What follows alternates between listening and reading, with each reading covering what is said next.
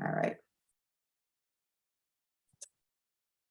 Okay, so we're going to be talking about the basics of raising backyard chickens in the suburbs.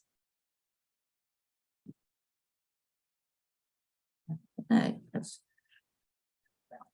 And I am Gwen Bale. I'm founder and chair of Camden County Chickens and Therapy Hens. And we will be discussing a lot of cool stuff, including raising backyard chickens and the benefits, about eggs, compost, fertilizer, therapy chickens, laws, breeds, characteristics. So a lot to talk about. This will be the ABCs of chickens. And if you're looking at that little picture, of course, that's a kind of play on chicken pot pie, but I like to have a little levity in this class. So here about the benefits of raising chickens. First of all, wonderful eggs. And if you've never had eggs that were pastured, not pasteurized, but where chickens got out to eat grass, or backyard chickens and whatever, probably never seen yolks that are be as orange looking as they are when you're raising your own hens in your backyard. It's just because they're getting to eat a lot of grass and a lot more veggies and stuff like that, that it really helps change the color of the eggs. The ones you get in the grocery store tend to have very, very pale yellow yolks. And the other thing is that the pastured eggs really have a lot more benefits to you, such as a lot more beta carotene, vitamin A, vitamin E, and the omega-3s, and less of the bad stuff. So less cholesterol, less saturated fat. So of course, if you're not preparing them in oodles and oodles of butter, there's really not a whole lot out there anymore that says anything about people, even with heart disease and whatever, don't have to really limit their eggs as long as they're the ones from your backyard. So much healthier. And I love this picture. This shows how many eggs a chicken has growing inside of them at one time, from all the way back in just in the oviduct working its way out. So roughly it takes about 24 hours for the time that an egg gets released from the oviduct until it comes and the chicken lays the egg. And they do come in really cool colors. I have 2 chickens that make blue eggs. They're Easter egger chickens is the breed. I have 1 Easter egger that makes a green egg. So most of mine are about that 7 to 9 o'clock on the, if you're looking at that plate. With the clock. And then I have one that makes pink eggs, which is closer to the 1 o'clock. It's not a beige. It's definitely got a pink hue. So it's pretty cool because at Easter, I don't have to dye eggs. I go out in the backyard because I have 3 colors of eggs, and they're really pretty neat. The ones at the bottom really look like chocolate. They're from a particular copper marron that makes real dark eggs. But my darkest one is probably about 3 or 4 o'clock at the most, looking at that. And this just tells you a couple of the breeds and who makes what colored eggs and that kind of thing. So we're talking about breeds and whatnot. And I do believe that spoiled hens make better eggs. So paying good attention to them, giving them extra veggie treats and whatnot will really make your eggs taste different. And how do you store an egg? And this can even matter until you get your chickens. You should always store your egg pointy end down. That lets the air that's inside the egg go up to the top, which is the biggest part, and it helps block out any kind of bacteria because the egg really does have pores. One thing when you collect your eggs, if you happen to open the nest box right when the chicken lays an egg, you'll see that it's kind of wet. It's covered with a wet substance. It dries real fast, 30 seconds max.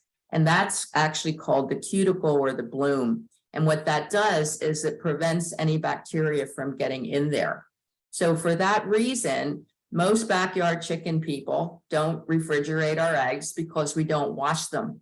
The sooner you wash that bloom off, for example, if there was some chicken poop on it, well, then you're going to have to wash it off. And then if you wash it, you have to refrigerate it. But because they usually have perfectly clean eggs and you don't wash them and you store them pointy end down, they're going to stay fresh for a long time, as in months. And we'll talk about stockpiling eggs if it's shorter days of winter and molting and all that kind of thing. But that's the way you do it. And I actually have 3 egg skelders. I live in Haddon Township, and the most that I can have is 8, and I have 8 hens.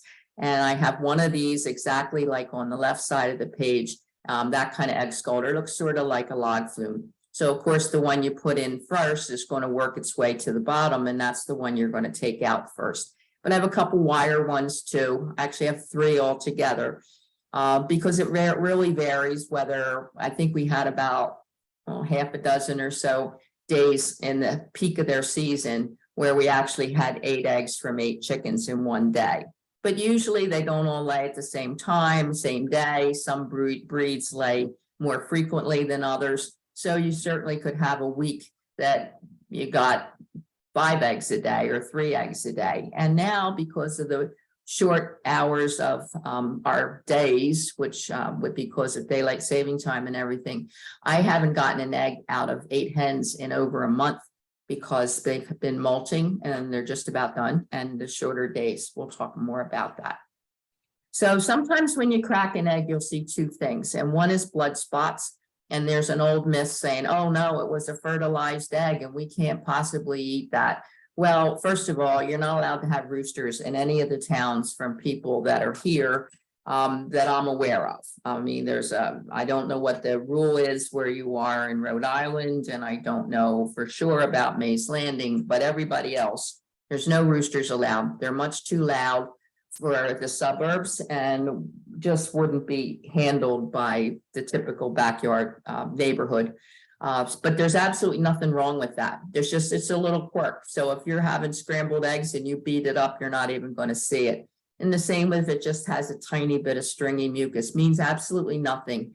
And with food and scarce supply and eggs going more and more expensive and whatever, you shouldn't be wasting any eggs. I mean, don't just throw them because it doesn't look what you think's normal. This is normal. Now, there is a thing that you could do. I did it once just to see for fun. I don't do it all the time because I know that my eggs stay fresh forever. If you had a mason jar and you fill it with water, you know the egg's fresh if it goes to the bottom and is sideways. As soon as it starts going pointy up kind of thing, you got to use it right away. And if it floats to the top, there's always a chance it really is spoiled. And if you crack that egg, it would have that horrible sulfur kind of smell. So if you feel if you're compulsive about it, you can go ahead and do that. But as I said, I start stockpiling eggs in September, knowing that I'm not going to get very many, if at all, over the winter, and they'll dehydrate before they spoil. So they do fine. If you go to the grocery store, there truly isn't any expiration date on eggs. And it's a whole different thing because of the way they process them. And some of the other benefits, they do eat insects. There's some thought that they might even eat lanternflies. Some may do it. And I think mainly if they're interested in lanternflies, it's because chickens' favorite color is red. And of course, if you see a mature lanternfly, they have a lot of red on them. But the thing about eating insects is they're really only going to be helpful for you when they're out in your yard. And the laws of the towns will not let you just let your chickens out of their chicken run and you go in and watch TV. Number one, you're asking for hawks to come down and kill your chickens. And second of all, they could be getting in the neighbor's yard, and then that's going to wreck a program if that's happening all the time. So we're going to talk lots about predator proofing your coop and the fact that you'll never put one piece of chicken wire anywhere on your coop or run because raccoons will bite through it in a heartbeat. And there, excuse me, there goes the flock. So for even a mosquito or whatever to get into the run where they spend most of their day, they're having to go through a little tiny piece of 1/4 inch hardware cloth. So they're going to eat most when they're out in the yard, and they do make phenomenal fertilizer for your garden. This is just a cute one about how much a chicken might actually have for the day, because they do certainly like their fruits and veggies, but they love to go looking for worms and all that too. All right, so chickens and compost piles. Most of the time, people who want backyard chickens are kind of into all the things with compost and whatnot. We all want to know where our food comes from.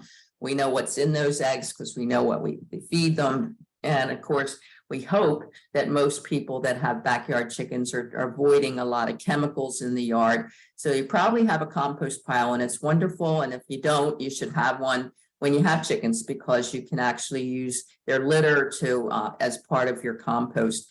And if you let them around, they do a lot of work for you. You know, I can put a pile of leaves in the chicken run or whatever, and within a half an hour, they're all spread out. So the thing about chicken manure, it is considered hot manure, and therefore it's a green ingredient, but it also could burn your veggies if you happen to see them getting into an area you don't want them to get into. And then you should really hose it down, because it's too hot to be sitting even next to flowers that you really like or whatever. But otherwise, it just, as long as it composts for about 2 months in the composter or however you're doing your composting, then you can mix it in as much as you want with your soil and in your plants. So this is ideally the best kind of compost pile that you can have. And the reason is that it's getting plenty of sunshine, it gets natural rain, so it stays wet, and the chickens love to get up there and work on it. The only issue, and we'll talk about it, is you can't have it next to a low fence, because chickens will say, whoa, I can hop on this and look at that, I can go right over the fence. So this might just be an extra wall inside the yard, but you do have to be careful. And I'll show you some other pictures about it, with not letting anything be right next to your fence, because they'll use it as steps. All right, so these were three of my first hens. My very first one was Iris, and then a week later I got Marigold. And this was our composter. We had 3, now we gave one away, we have 2. And I love them because they're square composters. They don't take up a lot of room like those big barrel-y looking things. And we just lift up the bottom and they just get in there. A few times they get totally in there and they're looking for things and foraging and using their feet and turning everything over. It's really fun. You do use a lot of straw. I use straw in my run, and same thing. They just really like to go and turn everything over for you. So they do a great job. And if you know anything about permaculture, to me, permaculture is kind of like advanced organic gardening. This is a friend of mine's yard, and he builds up his compost in that manner, not actually in a contained area. And then the chickens just get in there and work at it and eat what he puts in there, and makes a really big, important difference. One of the things with permaculture is that you're using something for more than one purpose. So that's kind of the goal of permaculture. So having the chickens, having the eggs, having them work on compost fulfills that. And again, most people don't have to use any pesticides or herbicides in the garden when you have backyard chickens, and it's probably not the best thing to do anyway. And of course, they're pets. Nothing's better than kids and chickens, and they'll just scoop them up and carry them around, and it's wonderful. The only thing is you got to be very vigilant with hand washing. And they're just perfect together. This is a couple events that I had done. They just love them. And they're great for entertainment. And can you train them? Sure, you can train them. They're very, very smart. We have a head of cabbage that's always hanging in the chicken run, with just attached to a plastic chain, link kind of chain that we have attached. Of course, as we really start getting down into winter where it would be frozen most of the time, then we stop doing it. But my chickens will go through 2 heads of cabbage in a week. But most of the time you'll see about 3 of them around it, batting it around like it's tetherball. They actually really, really enjoy playing with the cabbage. And chickens are calming. This is my husband, and he built you'll see, part of the original coop, and he built the run. And I thought, okay, he'll be done because this is my thing. And now if I'm out, he just goes, lets the chickens out, sits and gives them treats and whatever. So he enjoys them as much as I do. And young and old. And I see definitely the old because of doing therapy chicken work. And this is about that.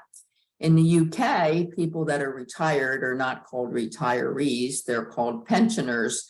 But now a lot of the nursing homes and assisted living actually have chicken coops on the premises in the UK. So they call them pensioners. So the people that are able to go out, do a few little chicken chores, collect eggs or whatever, can do that. And then the other times they can come in and be in their activity room and they love holding them. I know when we visit nursing homes, I can't get the chicken back. I'll maybe have 20 people in an assisted living we're visiting. And it's like, okay, I really need to take the chicken back because I have 19 more people that want to hold the chicken. It's very, very relaxing to be holding them. And everybody, the first thing they say is, I never thought they'd be so soft. And that's because they have between 6,000 and 8,000 feathers. And this was my first therapy hen, who we were on Action News and everything else. And that was Rosie. And this was one of our very first visits to an assisted living. And you can just see, she's like, oh, this is so wonderful. And so nursing homes, assisted living, memory care. I love working with developmentally challenged young adults and special needs. And they always wear a chicken diaper and whatever. But, you know, the more you go, the more it's like, I want to hold her. I want to hold her. It's wonderful. So these are my two main ones, Sandy and Lizzie, actually. Sadie, the one that's light colored, she died during the pandemic, world's best therapy chicken ever. So there'll be some other stuff about her, but you can see they have blue jean diapers on. And there's some more wonderful shots with the elderly. And we actually in an international documentary done by a Croatian film crew. Unfortunately, it was the very beginning of March of the pandemic. So they did come to this assisted living where the gentleman is on the right-hand side and followed us around for about an hour. And I did another couple. This was on domestic animals. The whole documentary for Discovery was on domestic animals. And then they wound up having to go back to Croatia. So I did see it. It hasn't been released yet, but I got to see our part. And it was really pretty cool. And there's some more people reacting to Sadie. And we go to special needs classes in traditional schools and special needs schools. So this is a friend of mine's child. So we went to her regular classroom. She had Down syndrome, of course. So here we go. And I love just the smile on that young lady's face. That was a special needs Girl Scout group. And that's Lizzie that she's holding. So anyway, once you have chickens, or if you already do, and you say, whoa, I have a couple chickens that I think would be really into being held and petted and whatnot, I do teach and certify people to be a certified handler. It took me 18 classes and 2 exams to be a certified handler. It's not something that, you know, you send your money in and they send you a certificate. Oh no, this was pre-Zoom, but it came out to be 18 classes. And so it's fun. I really, really love doing it. And in the past, raising chickens was encouraged. Everybody probably have seen the old Uncle Sam expects you to keep hens. This was around World War I. Even Shirley Temple was in a movie that had chickens in it. And then there's September 1917 with Uncle Sam and chickens running around, because that's what you did. You know, people had chickens so that they always knew they'd have some eggs, and they didn't really consider them pets, so certainly they were able to eat them. But ever since we got chickens here in 2016, we don't even eat chicken out, let alone anything else, because it just kind of is gross to me. But anyway, chickens grew out of fashion. We wanted all the little white picket fences and the little neighborhoods, and farmers were actually looked down upon. And that's when most of the chicken laws were created that either mandated a certain amount of property size, and the absolute worst was Deptford. You had to have 30 acres to have even 3 chickens because they really wanted them on farms. And thank heavens, Deptford changed their law about 1.5 years ago, and they actually copied Haddon Township's law, and we don't have any yardage requirement. We just go from the distance of the coop and the chicken run to the neighbor's windows and doors, which was documented in about a 34-page law review article. And that's what most of the towns have. It modified maybe, but predominantly used Haddon Township's law. So why did the movement start? And that's me at our farmers market. Because I just decided that this was a cool thing. My husband and I love to cook. We always watched Martha Stewart, and she started bringing in these really cool chicken breeds into her studio as part of her show. And I can bet you that Martha Stewart never cleaned a chicken coop in her life, but she also didn't have a farm enough to have thousands of chickens. So it kind of, the light bulb went off, and it's okay, I'd really like to do this. but I was a nurse for 40 years. I was a nurse midwife for the last 28, actually delivered over 2,000 babies in the hospital. And when I found out it was illegal in Haddon Township, I couldn't do anything about it at that point until I retired. I took a couple months off just to get my head together, and then it took me 5 years to change the law here. And since then, I've now helped 25 towns change their law, and it was all Martha Stewart's fault. So this is what happens when you buy eggs in the store, in the grocery store, or even in Whole Foods. Prior to the laws changing, they could put 2 hens in a cage the size of a piece of computer paper. And that's what the big ag farmers did. Then some of the laws changed, and whoa, they only had 1 chicken in a cage the size of a piece of computer paper for its entire life. So normally they didn't let them live for more than about 1.5 years, and then that was the end of them. And then they decided, well, we'll have cage free. So that's what's on the left. And then they could also, the other kind of eggs that you have 1 chicken on a piece of computer paper, they're like the ones you get for $1.99 a dozen. So they decided, oh, cage free, the customers, the consumers will love this. We'll just add a couple bucks to it because they're cage free. Well, that don't look too good either.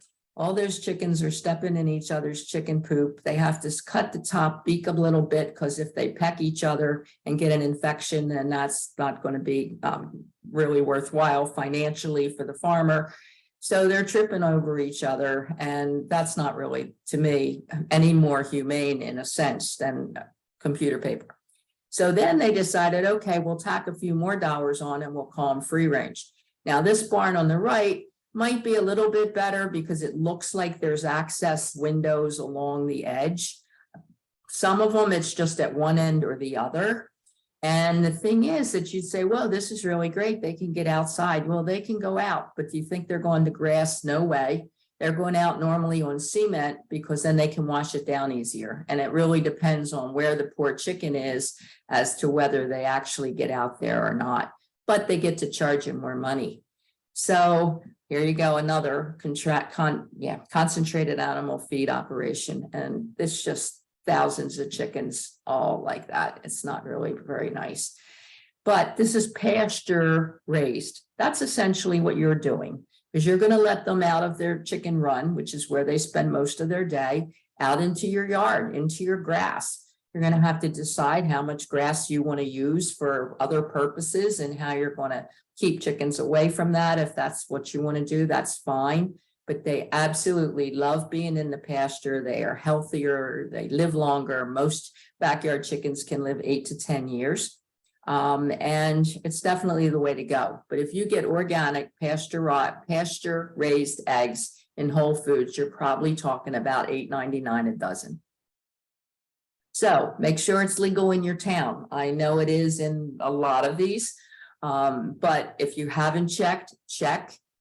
This is the best way to look. You go on E-code now. It's like E-code 360/New Jersey or wherever, or Rhode Island. And then they normally list the cities, and you can look it up under usually fowl or poultry and find out what the law is. You have to be real careful because it could be under a planning and zoning law. So, you know, you got to really know what you're doing, and you're taking chances if you just do it anyway.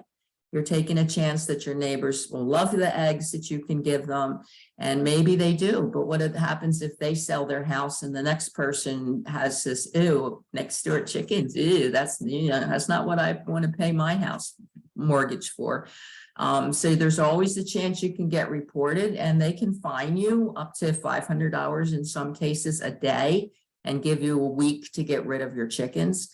So to me, that wasn't worth it. I wasn't going to take any chances until I could get the law changed. So you either change it and get a pilot or a program passed, or you can get a variance in some cases. And I know somebody that spent over $3,000 just to get a variance, and they can turn you down, and they keep a large part of the money for their work. So you really, to me, it's not worth it to try to do it that way. So raising chickens altogether, can you do this? Any questions up to this point? I can't actually see you and see my screen real well, so you'll have to speak up if you want to ask anything before we move on. Not hearing anything, we're going on. Okay, so you're obviously going to need time to either build or set up a coop. You can get them already built and have them delivered to your house. You can order kits, you can order plans, but it takes time. I mean, the easiest, obviously, also the most expensive, is to buy one that's already made and they come and deliver it for you.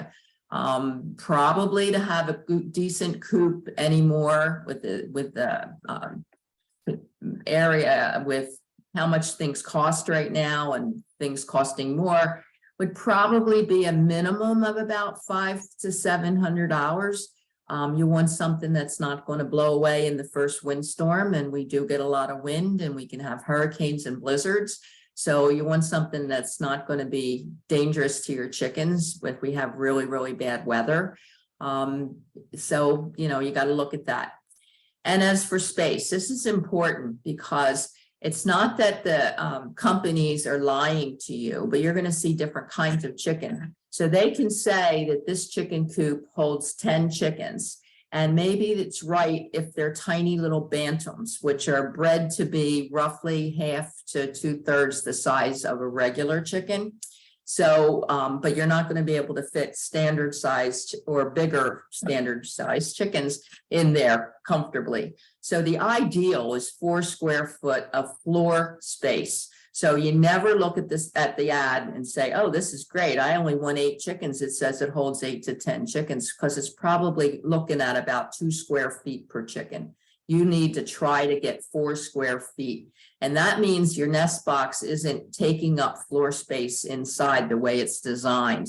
So you want to look at the schematics and you want to see what exactly is the square footage. Like my new coop that I got 4 years ago is 6 feet deep and 8 feet across, 48 square feet divided by 4. I legally could put 12 in there. However, I can really legally only have 8. I just wanted plenty of room for them in case they went in there more often, and they do. I see it, and you're going to say, how do you see this?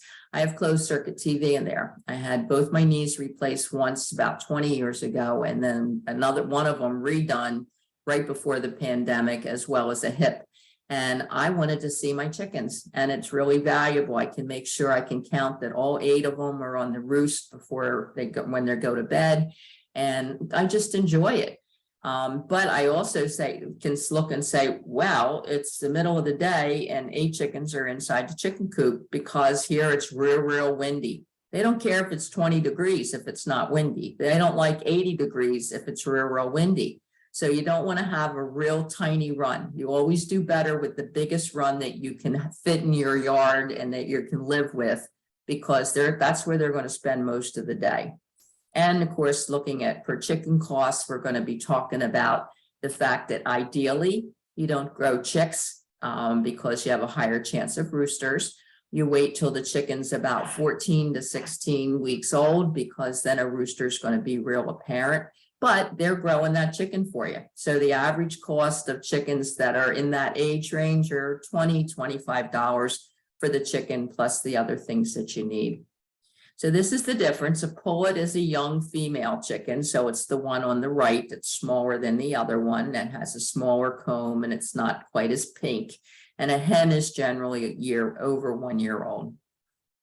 And these are really common breeds. I have 2 Buff Orpingtons. They're big, large birds, say 7 to 9 pounds. Now, how are you going to put 4 of them in a little tiny coop? They always kid us them being fluffy butt chickens because they're so big.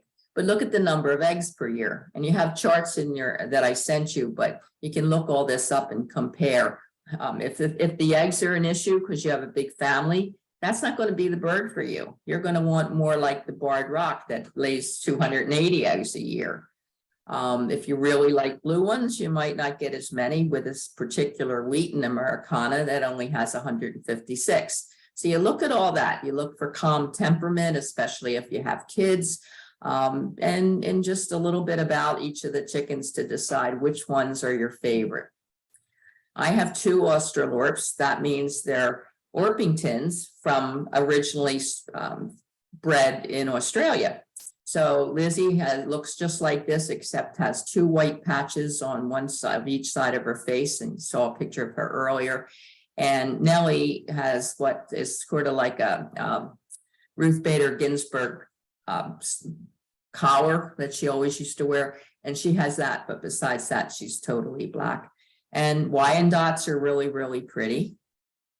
But when we get into Silkies and Polish, and they're beautiful. Polish always remind me of Phyllis Diller, if you ever remember Phyllis Diller with her hair sticking all over the place. But the problem is that regular chickens, let's call them regular chickens, know what other regular chickens look like. And these do not look like regular chickens. So most times, if you think you're going to have a mixed breed, oh, I'm going to get a couple of the Orpingtons and a couple of the Oysterlorps and a couple Silkies, it's not going to work, because they're going to get picked on something fierce. And when they're getting picked on, that means they're getting pecked. And they just do not like all those feathers around their head. And they're going to really, really cause problems. Sometimes they can even make them bleed. So people that I know tend to decide, I want to have those kind because I think they're cute and they're usually a little smaller and they lay eggs and the whole bit. Or they have to have the capability, in a lot of towns with their laws will not let you have 2 chicken coops. You'd have to have 2 complete setups, one for standard and one for these kind. So it's just a word of the wise. So I mentioned about chicks. If you truly have the desire to raise chicks because it's cool for your kids to see the chicks grow up, then there's only really the best is called sex linked. There's actually red, golden, and black. And my primary therapy hen, Sandy, is a black sex linked. Rosie, that I had, my first therapy hen, and I had about 4 of that breed, were the red ones. And the problem with them, I love them to death. They made wonderful therapy hens. They were prolific with extra large brown eggs, everything that you want in a chicken. But because the big breeders overbred them because they thought, oh, this is great. Everybody that's getting chickens really likes these brown eggs and blah, blah. They started overbreeding them. And at some point, it's extremely, extremely common that the eggs will start backing up. And when it backs up, the eggs break. And then the chicken develops what's called eggshell peritonitis. It's a really, really bad infection. And you can't fix it. You could cure that infection, but it's never going to fix the cause, which is the fact that the eggs they have this genetic mutation in their bodies that it's always going to happen. And I had one of those that only lived to about 1. And I guess the oldest lived to about 3 or 4. And it's heartbreaking to lose a chicken. And I think it's time to even bring that up, because chickens are very different than dogs and cats. I mean, first of all, they're predator animals, okay? They're not the predator, they're the ones that the predators get. Dogs and cats are the opposite. So predators will try to avoid predators by hiding their illness. So for example, if a chicken was really kind of sick, it's going to do everything in its power to not look sick, because if the hawk's flying overhead, it's going to say, well, that's the one I'm going to eat because I don't have to work for it, because that's a sick chicken. And that's what the problem is. So we have vets that take care of chickens. I'll talk about that. But you have to be so attuned to your animals that you can notice that something isn't right, because normally in a lot of cases, you just can't fix it and you'll think they're fine and the next day they're dead. So it happens much more in red sex linked. It doesn't happen as much with black sex linked. I don't know if that's that thing like where people don't want to sometimes adopt black cats or black dogs for that kind of reason. I don't know what it is, but maybe they haven't overbred the black sex linked ones. There's also something called auto-sexed. They're not quite as good, but if you have a wonderful breeder, not meaning Tractor Supply, I would never, ever buy any chicks in Tractor Supply, because they can put them in the wrong basket or the wrong heated thingy that they put the chickens in. And you're thinking you're getting, oh, this is the sex link, and I'll show you what you do if you're going to do sex link. And here it's some other breed, and you could come home with 4 chicks out of 6 that are roosters. So this is the one. Auto sex, they got to be really, really good breeders. They might be looking for one spot on a certain part of the chicken that only the male has or only the female has. They can still make mistakes, but they have to be really good. And then it gives you a few other breeds, but I don't think it's worth it in the towns where you're not allowed to have roosters. So the red sex, which is the ones that unfortunately die the most, the mom's a Delaware, so they're white feathers.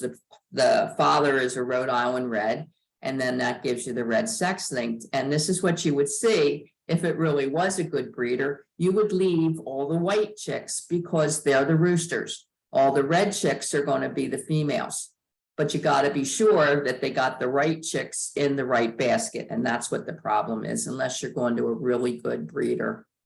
And this is them growing up. So there's the rooster on the right and the little pullet on the left. So these are more of those charts that I mentioned where you can look and see if they get broody. We'll be talking about that. Some breeds get more broody more often, and that's kind of can be an issue. And then I like this one. It's just kind of cut off towards the right, especially with backyard chickens. You want one that does not seem to mind being confined.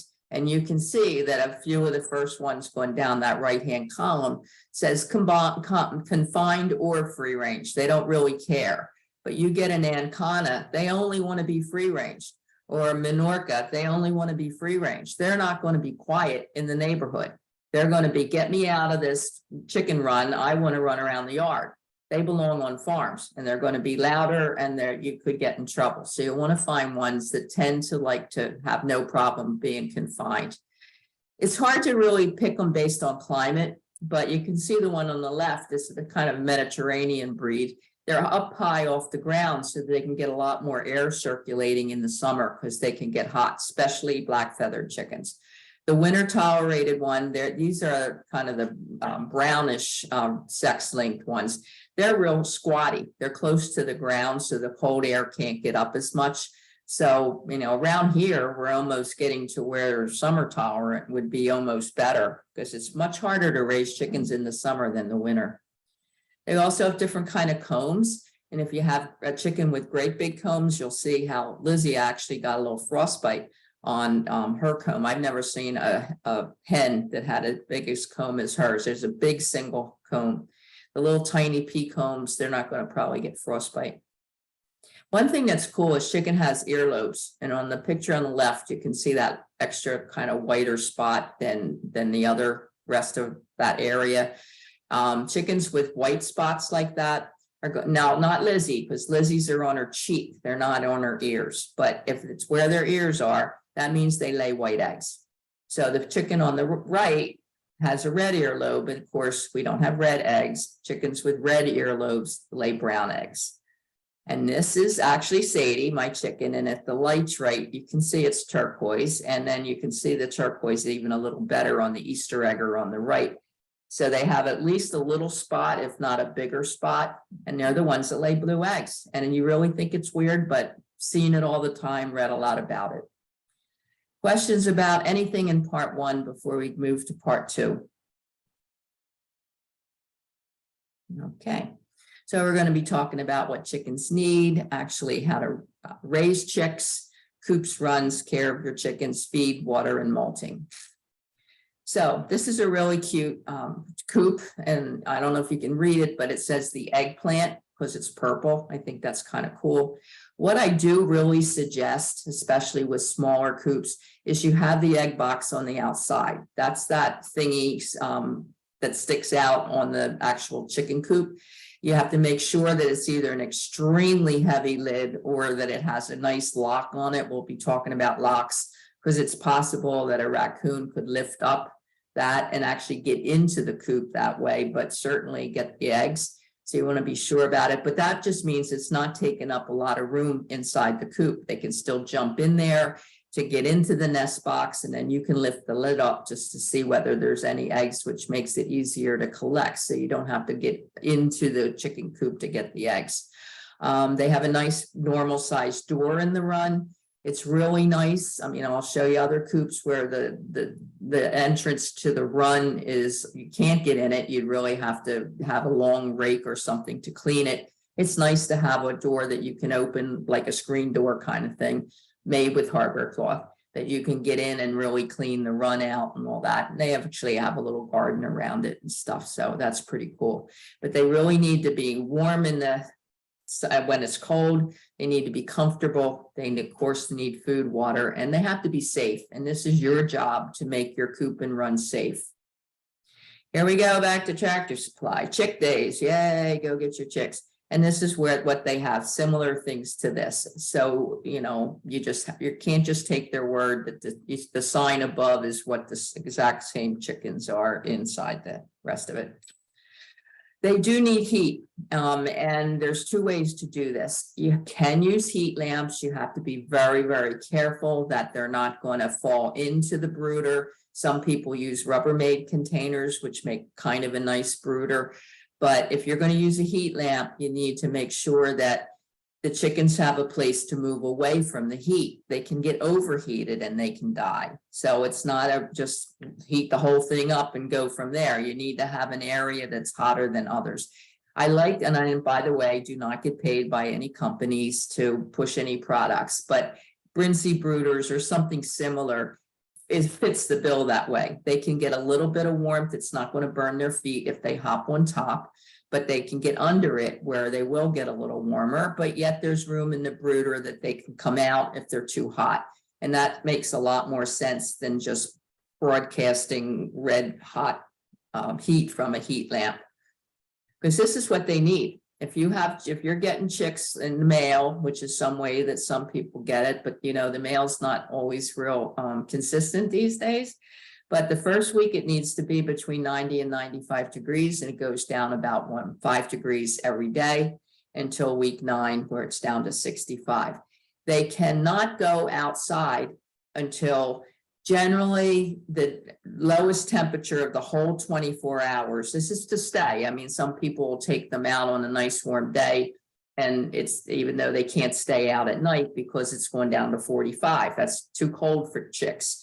But at somewhere around week 9 or 10, where the temperature is going to stay 55, you can get away with. 65 is even better. And they have all their full feathers, as where you can let them go out. And one of the issues is that they kind of start as they're getting around 7-8 weeks. They're kind of like teenagers. They get real smelly because they're getting hormonal, and people are, I got to get them out of here, because most of the time they're going to be either in like your bathroom or someplace or another.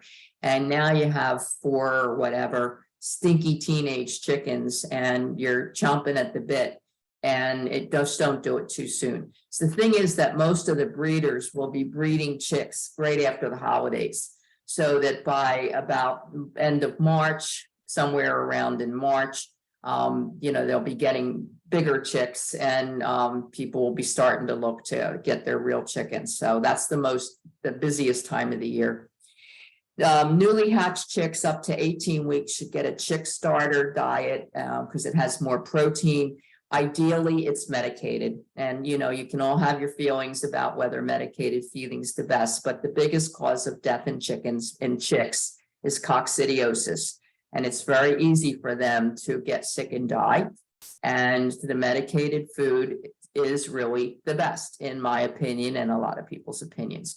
The thing is that most breeders do not vaccinate against anything other than what's called Marek's disease. Marek's disease, it can be fatal to the whole flock. And the problem is that the bacteria and all virus that causes Marek's can stay in your yard, in your ground for years, that you'd always be risky if you added chickens back. Even in a couple years, they could still get Marek's. So most breeders will, even with chicks, they'll vaccinate them against Marek's.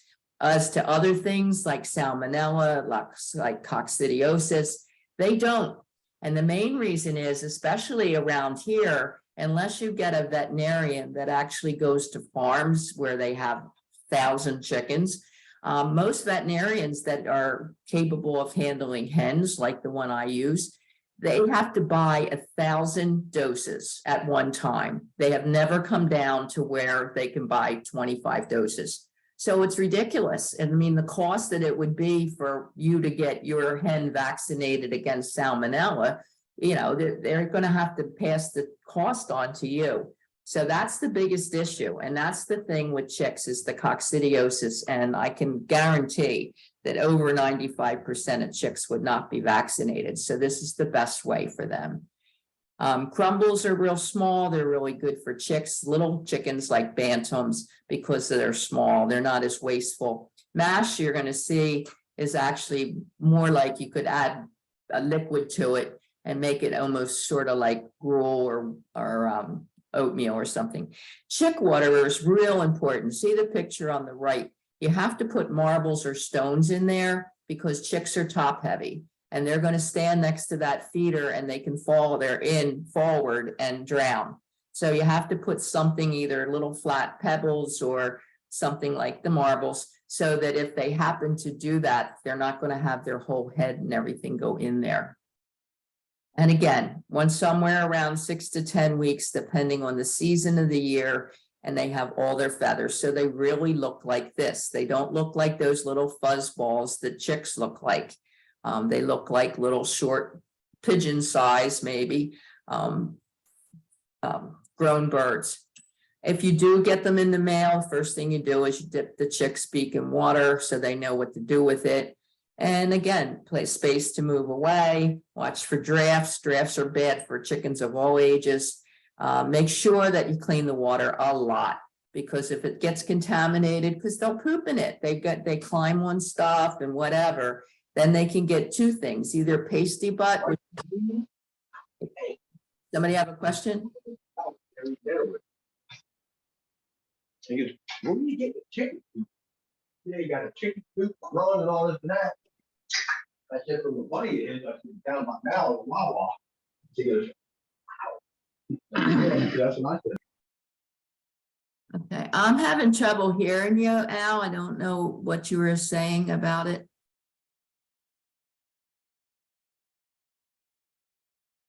Sorry. If you do see that you have one chick that is a lot weaker than the others, you really ought to get it out of that and then separate it and get it into a quiet brooder. And again, heat lamps can be an issue. These are pretty much what I said. With the pasty butt, the droppings are sticking to their vent and they're blocking it. So therefore they can't poop like they need to, and they can get really sick. So you would just wash that area well and put a little Vaseline or something on it. And we talked about coccidiosis. All right, so this is in general what chicken needs. And another thing that buying coops, they're going to try to, I don't know why they're so hung up on how many nest boxes they have. I have 2 nest boxes and 8 hens. And yeah, every once in a while I'll go out there and there's a chicken standing on the floor looking up, waiting. It's like, okay, it's my turn. Can somebody get out of there? It's my turn. But normally here's 8 hens, 2 nest boxes are more than adequate. So don't be paying a lot of extra money to think you have to have a lot of nest boxes. Doesn't happen. Roost bars, you do want plenty of room for them, especially in hot weather, so they can spread out. They eat about a half a cup of food a day, and especially in the summer, they can drink up to 2 cups a day. And again, they need plenty of hours of daylight in order to have eggs, and you're not going to be hatching eggs. So different kind of coops. The one on the left actually belonged to my neighbor. And if you can see, she has 3, as I say, irises, because she had 4 irises, and that's how I got Iris. They were much bigger, big fluffy butt chickens. And she had this kit, she built it herself. It was the cutest thing, added this extra run, but there was no way that 4 fluffy butt, big, probably 6 or more pound chickens were going to fit in that little coop. So I took the one, they were okay for a bit, and then she actually had a builder come and build her a bigger coop. The other one is a tractor, a coop. It has wheels. They're neat if you have a huge yard, because the whole idea is that you move it around and they get fresh grass and this and that. In reality, statistics show that most people that get these maybe do that for the first 3 or 4 months, and then it gets to be a pain in the neck. So you're paying a lot for the wheels and you're really not using it. But, you know, they are available. But again, you have to have plenty of room to move it around and get fresh grass. Nice little coop on the left, but again, can't really get in there. You can see that the whole door, everything's kind of squatty. No, I don't think an adult can fit in there, but you know, has their nice ramp to go up inside. And it is nice, especially if you have a smaller yard, if you get a coop that's elevated. Usually they're elevated about 1 foot to 1.5 feet. They don't have to be that tall, but it gives the chickens more hens, more space to go hang out in the day. They can get out of the sun a little bit more. So it really gives them a little bit larger room in their run than if the chicken coop sits down like on the ground or whatever. The one on the right's nice. Again, look at them both. They both have full ceilings or full roofs rather on the chicken runs. This is super important because otherwise the rain and snow and all is going to get in there and all you're going to have is a big, wet, messy, muddy area. So you have to really cover it. One, you have to cover it with hardware cloths so that hawks can't come down and get in there, but then you want something on it. When we made our first one, Ron wound up getting sheets of the plastic, kind of corrugated plastic sheets, and covered it, and it did a pretty good job. These are plastic coops. They're cute. They look like little kids' playhouses, but in a lot of towns, they're not going to fit the criteria. They have no windows. They might have good ventilation. You can see all that ventilation there near the door and whatever, but in a lot of the ordinances, it says that you need windows to allow light in there, and they really wouldn't fit the bill. This is a small igloo that I only use for a week or two when I have new hens that I'm orienting. So you can see Big Iris in the front, and actually Sadie and her little sister Flossie, who wound up was the red sex link that only lived about a year. And they can just go out in there during the day and get a little bit more familiar with the older chickens before we kind of let them start mixing in. It's cute and it's easy to clean. The plastic ones are easy to clean, but this is not a permanent coop. This is my kind of little isolation coop or integrating coop kind of thing. So this is the first one. We bought the kind of barn red one. First of all, that window is decorative, doesn't open. So we had to take care of that because we had to have windows that open. And then my husband used it as a plan to make it about twice the size. So this is cool. This is an Amish coop, very heavy.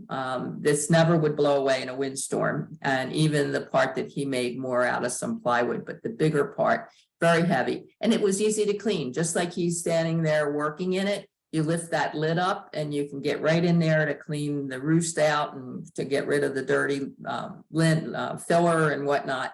The other thing I do want to show you is the automatic solar. We have a solar powered electric door. We loved it so much. We had one little problem, maybe about year 3, we had to replace a part. However, we just moved it into the new coop when we got that 4 years ago. So it's probably now at least $200, maybe a little more, but it's wonderful. And the other thing is, if you're busy, and all of us are busy, whether it's busy with kids, busy with work or what you do, and it's, oh, did I shut that door? Because if your run is not completely predator proof, or maybe they got a little hole in it somewhere, that door being open, they're in to get your chickens. Chickens are totally blind at night. They cannot see a predator coming. And that's really the issue. So this is great because you can either leave it open all the time when it's 98 degrees, although I was still even hesitant to do that. You can set it to open at a certain time and close at a certain time. And this is kind of funny too. And I only had 4 hens and this was perfect. The double size that you're seeing right here was fine for 4 hens. They seemed to be louder in the morning, and I don't think it was their breed. I think just they were chatty with each other in the morning. So I would set it in the middle of summer to not open till 6:45 because, you know, daylight's 5 o'clock in the morning. So they would go in, they would just stay in there and then it would shut at dusk. I set it that way. But the funny thing is with having 8, they keep each other busy or something because I just let it do its thing. The last 2 or 3 years when I've had 8 chickens, And it opens at dawn, it shuts at dusk. I never have to worry. I don't have to be out driving on the road somewhere and have that, oh my God, did I shut the coop door? So I think it's perfect for very, very busy families, so that your chickens are safe all the time. And of course, when he painted it, he didn't tell me, oh, they were out of that barn red color. So I just got this red. And that's why I really hated this coop otherwise, because it was fire engine red on one end and barn red on the other end, because that wasn't kind of important, I guess. So this is what really shows you what I'm talking about. So this is before he put the roof, the actual plastic on the roof. See those little squares? That's 1/4-inch hardware cloth everywhere, across the top, down the sides, and you're going to see it's dug down into the ground and the whole bit. We had one little roost down here that they could jump up and down on, regular, almost like screen door for your house that we could get in and out. And the little electric door was open on the side. You can see on the other side, we had to add the vents because it didn't even have decent ventilation. There's little round things that are vents, and you can see the solar panels sticking up. So that was the first one with my 4 hens. This is my current coop and run. And we kept the run that we had that you just saw. They just painted it green to match everything. But about, if you look at where the ladder is on the left-hand side, that right on the other side, real close to that ladder, went straight across and was the back side of the run in the old coop. So we just extended the run backwards and we moved the coop back further because, as you knew from looking, he was working on this in December, beginning of January. And of course, there were no leaves and we weren't as vigilant thinking about, is it going to have a lot of shade in the summer? And it really didn't, because it was out away from the trees more. So that was the deal. That coop went way much further back. So you can still see, if you really look where the wreath is, look to the right, that's the open chicken door all the way back there. That looks gray in the picture. So I can walk in. It's 6x8, as I said. Has the nest box on the outside. It has electricity because we didn't have any rules saying that. You got to check your law and see whether you're allowed any electricity in there. I can have a light on in there if I have to. And we had some landscaping done, and we have permeable pavers because I'm so into sustainability. I didn't want the runoff. So that's what we have currently, and I just absolutely love it. So you can get other ones, Williams and Sonoma, they're a couple grand, nice coops. Neiman Marcus, I just tossed in. Last time I checked, it was like $200,000 or something. I don't know why anybody would do that, let alone why they would put furniture with regular material on it and artwork inside their coop. But you know, they're not the ones cleaning. If they can afford that coop, they got somebody else cleaning their coop. So what belongs inside your coop? Some kind of roosting bars. This is cute. Somebody really put very stably put a limb of a tree, and chickens love to climb up that way. So that was their roosting bars in that coop. I thought it was kind of cool. The one with the blue material under it, that's actually to catch the chicken poop. And most times, most of their chicken poop they're going to have during the night. So I guess the whole idea is it detaches so that you can just carry the chicken poop out and it keeps everything clean. Kind of just looks like more trouble to me, but it must work for some people. I like the idea. Thought it was really funny that somebody used toilet seats for nesting boxes. That's kind of unique. And talking about bedding, different things, straws fine, shredded newspaper, sand, pine shavings, not pine chips. And even though your coop can be made out of cedar, no cedar chips inside, because it really releases a lot of volatile oils that can be dangerous to the chickens. So no cedar chips, but cedar coops are really nice and they last a long time and they're pretty expensive. So things inside. So I went through different things over the course of time. I started with pine shavings, and that was okay. But the problem was that the chicken poop gets stuck on the pine shavings. So every time you clean out the chicken poop, you're taking a bunch of pine shavings, and they do compost. It just takes longer. Didn't really like the idea of sand. I have straw in my run and I love it. If it starts to get real wet, and because our coop's the run's pretty wide, If it really is a bad rainstorm, maybe only about a foot or so in on the side where the rain really comes, does it get wet? In which case it'll dry depending on the weather, and if not, I rake it out of there. So I always have 2 bales of straw around that I can fix it if I have to. Otherwise, then I compost the straw because they'll have some poop in there too. I rake it out, I put it around in my compost pile, and it breaks down on its own. What I do use most of the time, except the winter, is PDZ, which is actually made from volcanic rock. And it's great. You have a long-handled long-handled kitty litter scoop. You just get it under the poop, shake it a little, so you're not taking out hardly any of the PDZ, and it does compost too, but you're basically putting all the chicken poop in your composter and not taking a lot of your rest of your bedding material with it. And then this past year and now, I'm doing the deep litter method. And so far, I'm really liking it. And we'll talk a little bit more about it, but that's when I have to switch to pine shavings. That's the only thing that works with deep litter. So we're going to talk about deep litter and why would you think about doing it? This is actually my coop and it shows the deep litter. You start out usually no later than the middle of August, and you put 3 or 4 inches of the pine shavings all through it.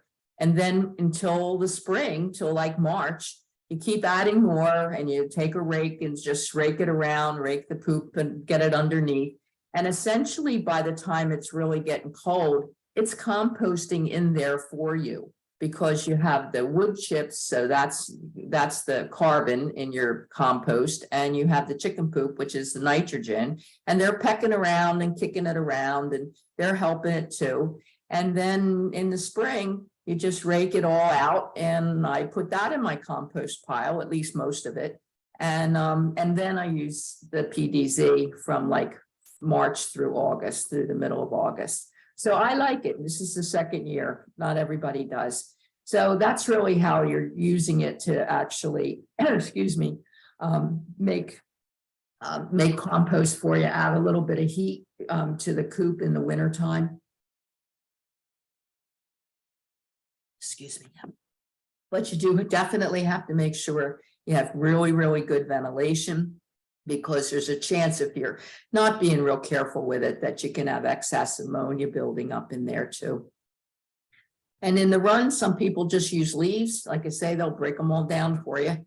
Some people use sand, but it takes a lot of sand and takes a lot of shoveling if you get it delivered to you. Anytime you're using sand around your chickens, whether it's in a dust bath or sand in your run, make sure it's construction sand, not kids' play sand. Play sand's too fine. It gets to be too dusty and it can get in chickens' lungs. So the construction sand is a little coarser, works better. Some people love pine needles, and I like the straw because I think it serves a double purpose. So where do you locate your coop? These are really cute. The one on the right, if that truly is the property line, probably would not be legal, because most towns, regardless of the law, whether it's using 20 feet from windows of your neighbor to your coop and run or not, still have maybe a 5-foot setback. If this is smack against, if that really is the property line, that wouldn't be good. It's not 5 feet from the property line. And if you look at it really good, it's chicken wire. You can see that it's got chicken wire all over the side. So they're just waiting for their poor chickens to be the victims of probably a raccoon.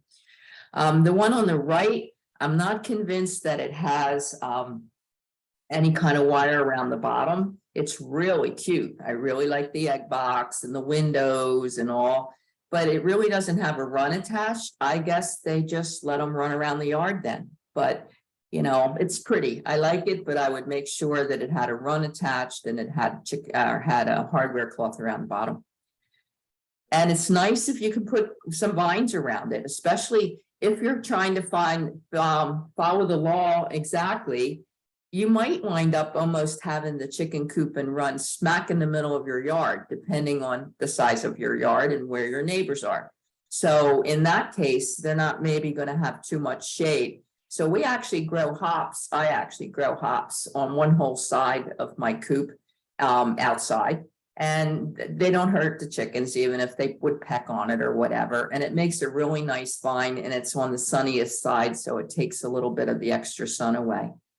But most important, it needs to be according to the law, and where, if your law in your town tells you where it needs to be or how many feet from the property line. But ideally close enough to your house that you can get to your supplies, near water, because nothing's worse than having to lug water back and forth a bunch of times. Near electricity, if you're not allowed to have it in the coop. One of the things that it's very, very helpful in the winter is heated bases for your water, so that with the galvanized water, so that it doesn't freeze. Best under deciduous trees. They're the ones that lose their leaves. So in the winter, they're getting some sun on the coop, and in the summer, they're getting shade. And near your composter, because ideally you're composting. But most important, conforms to the ordinance with setbacks. Okay, nesting boxes. This is a little bit more like mine. It isn't mine on the left-hand side. We just have a divider between two sections of the box that you saw sitting on the outside. And I do use, even when I'm using PDZ, I use some wood chips inside the nest box. They kind of like that. But they do make the little plastic ones. They're nice too. Some people put little curtains on them, whatever. And roofs, they can have little things like that, or most of them are more common, like the one on the right-hand side. It's just like about two inches wide, I guess, for the board itself. And this is a picture inside my coop from my camera. I took it off the TV screen. It's chicken television. I sometimes rather watch that than what's on TV. And you can see we have two roosting bars. We have one that's maybe about 12, 14 inches off the ground. And then the one they always want to sleep on. Chickens that because genetically are programmed to want to be the highest they can be. So they're all going to, even if you have 8, they're all going to be on the top one probably to sleep. And but it's neat because they'll hop up on the bottom one, because they have to hop up a foot or so, and then you'll see them walk up. They actually take their feet and walk 1 foot at a time to get up to the top.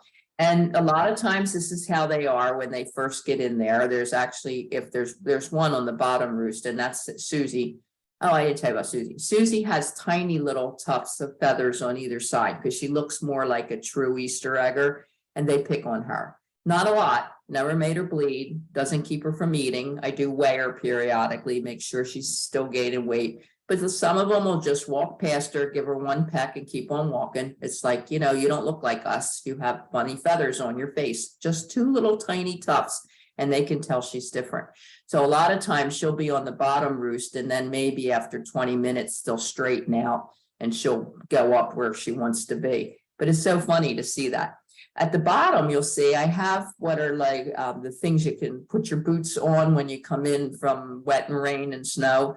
And that actually adds a little insulation to the coop because it's on the floor. And if I have the PDZ on there in the summer, it makes it easier for an old lady to just pull out the tray to empty it than to have to be sweeping everything. So I like having that. And I think there's about 5 of them that fits in there pretty well. Ventilation, you can never have too much ventilation. You see all those nice little round circles. They really need it. Chicken's body temperature is about 104 compared to us being 98.6. And you get a bunch of them in there and they're breathing a little heavy because it's summertime and you can really get too much moisture in there. So lots of ventilation.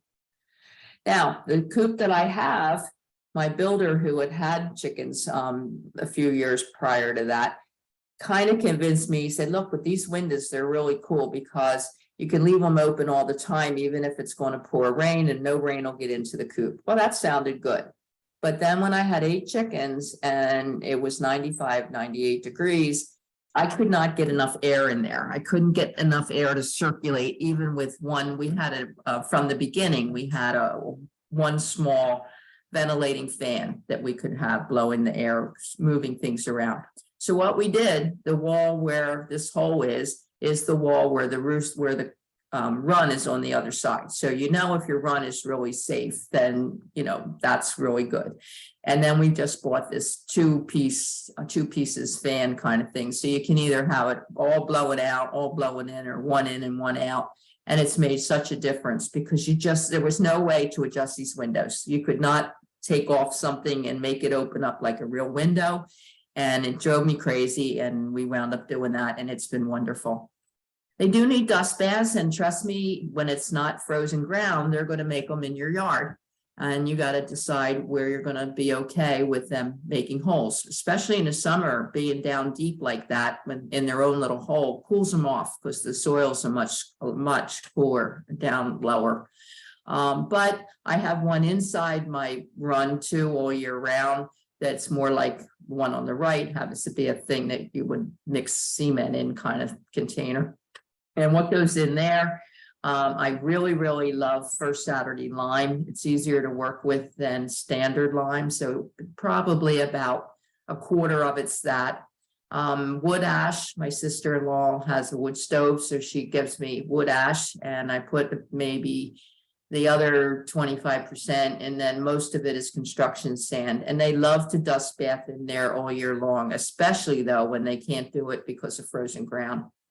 So your daily care, truly, I don't spend more than 15 minutes a day on a daily basis. You're giving them obviously fresh water, clean water, making sure that, checking the coop inside, everything's secure, just glancing real good at them all that make sure nobody's kind of looking funny. Collecting eggs in the summer is really nice if you possibly can do it a couple times a day to get, so they're not sitting in there. Mainly because it can cause more broody hens. It's like, oh, all these eggs, maybe I should sit on it and have some babies. And just scoop up the obvious messes that are there, clean off the roost kind of thing. And most of the time, I'm spending time playing with them. It truly, with 8 hens, takes me 15 minutes a day.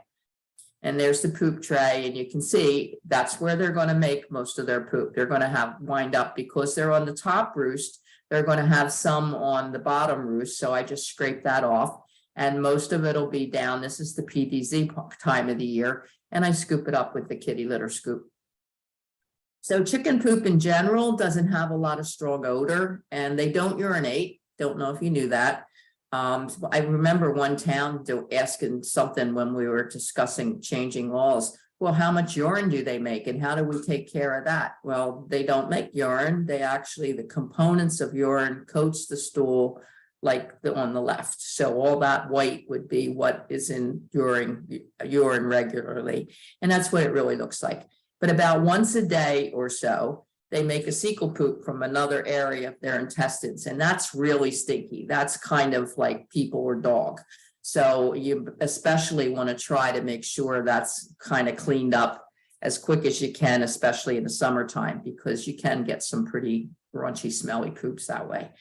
But if you give your chickens any kind of purple vegetable, like purple cabbage or whatever, they will make turquoise poop.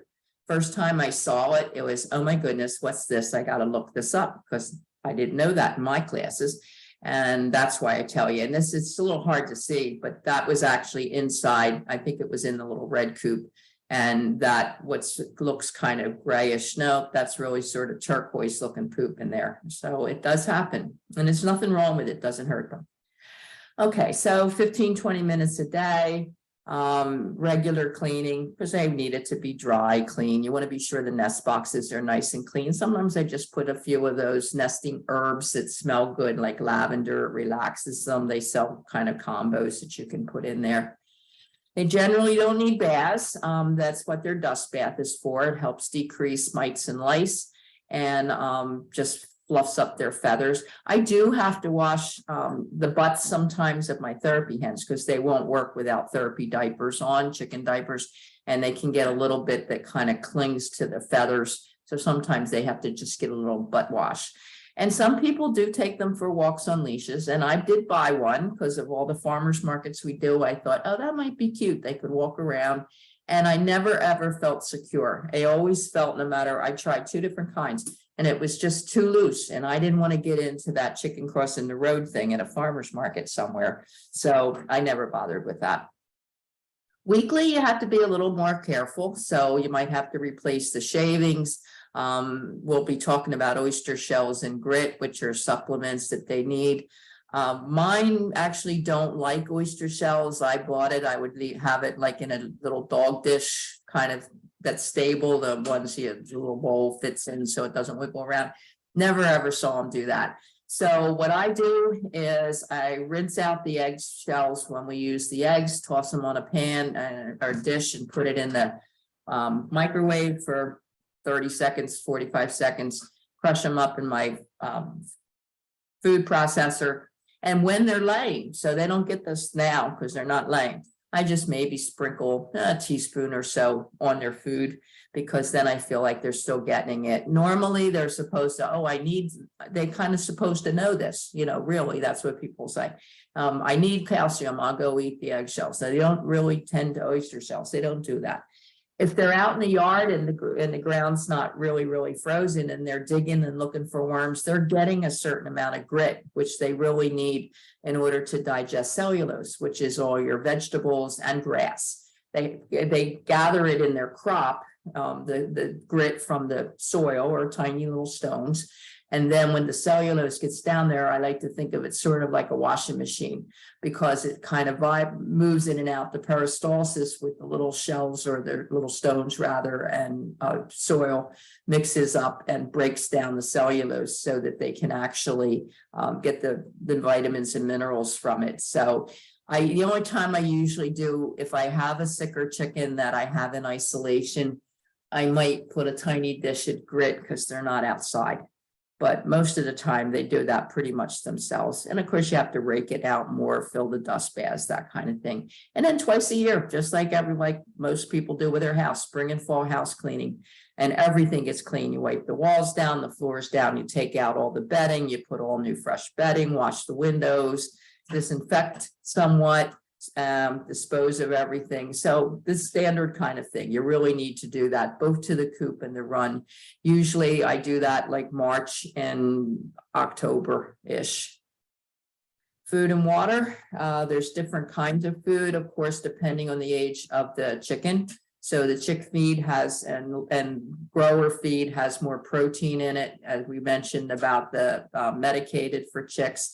And once they're somewhere around 14 to 16 weeks, and because most chickens will start laying somewhere between 16 and 24 weeks. So of course 20 is the most common. So you can start at around 16-ish or so, and they'll be fine. But theoretically, you can't tell for sure when they're going to start laying, but they can get the extra calcium. There's extra calcium in the food too. Your choice, whether you want to do organic or traditional. Organic is going to probably cost you about $5 more per bag, regardless of the size. I like organic. That's just me. So they get organic, pretty much everything. Grit, we talked about. Scratch is really only something that you do. Now I'll be starting to do it because it's getting colder. It's real nice, say around 4 o'clock or so in the afternoon before it starts to get dark, because they get into their coop pretty early anymore with the time change. Scratch grains most of the time are cracked corn or a whole lot of whole grain pieces in there, and it warms them up a little bit. So it's a nice little treat to toss it into the run. They have a little table in their run that I can put extra things on, and I'll toss some scratch in there starting anytime this week, actually. Talked about calcium. They can eat a lot of scraps, not too many treats. So this is the types. I said the mash is so fine, and most times this is for real little chicks or sick chicks, and you add a little bit of some water or something to moisten it. Crumbles a little better. Pellets seem to be best for older chickens, and there's a little less waste with that. So that's we just talked about, appropriate for older birds. Crumbles are in between, and sometimes people and the chickens prefer crumbles. Mine really like the pellets. Whatever you do, you want to make sure that the food is in real tight metal cans, no plastic, because rodents can bite through the plastic to get the food, and then you have a rodent problem, which we've been real fortunate in Haddon Township not to have rodent problems with chickens. But some people keep it right by their coop. I have this extra large kitchen and I have one whole section that I can use for isolation and whatever I can do. And I also keep the can in the kitchen right by the deck. So it's a little more convenient for me. Most things chickens are fine with. They can eat the avocado meat, but not the skin or the pit. Anything that's really dry or undercooked. So beans or rice, they wouldn't be raw. Raw potatoes wouldn't be great because of the potato peels, but they can eat cooked potatoes. You don't want to give them raw eggs because they can be real smart. And if an egg actually broke, and once maybe I've had chickens almost 7 years, and I would think maybe 3 times there was an egg that fell out of the nest box on the floor and broke. You got to try to get it out of there right away. Because they start realizing, whoa, this is really tasty. Oh, I think I'll peck that egg so I can have more of that. And then you can wind up getting them pecking eggs. But the one thing that's real nice when they're molting or they're not kind of up to par, they're not eating too much, they love scrambled eggs and they have no idea that that's their eggs because it doesn't look like their eggs. No citrus, and biggest thing, believe it or not, is no onions. So they're great. They're omnivores. They'll eat your leftover meat if you're a meat eater, but nothing with onions. They lack an enzyme, and that enzyme is going to cause it to build up what's in the onion to build up in their system, and it can really be harmful. So you make chili and you use a lot of onions, they can't have it, but maybe you don't put onions in some other thing like that and everything's cooked up and they'll love it.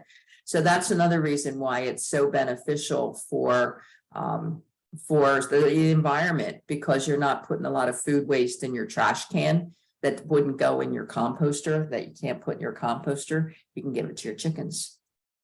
And they love treats. Actually, my chickens' favorite berries are blueberries, and they love them, and all kind of cantaloupe. They eat a lot of watermelon. Chicken feeders, it's really interesting that most of the chicken feeders that people use look like the one on the left, and none of them come with tops.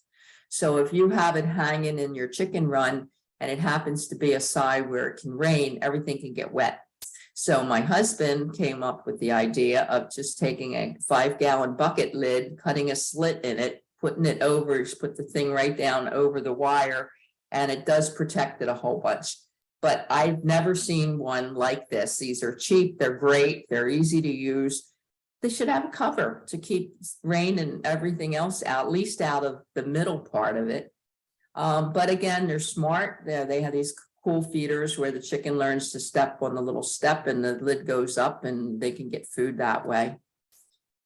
Water, really, really important. If you're going to want them to make good eggs, especially when it's hot, you've got to give them a lot of water, and you really need to keep it cool. So what I do, I'm an anti-water bottle person because they're so bad for the environment, but I have a few people that would save them for me, and I freeze them with the water in and put that inside their waterer once or twice a day on those super, super hot days, so that the water's cool, because water gets hot, they won't drink.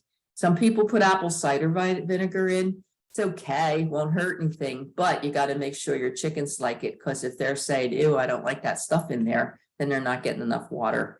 And again, using a water heater in the winter. So these are some things, different kinds of water. Some people like this nipple system on the right-hand side. I also know somebody who thought it was working fine, and here it was leaking and there was no water in there. So it's not something I've ever tried. Some people love it. But basically, I use a standard waterer, and too, the bottom picture with the muddy water. Oh yeah, they do that all the time.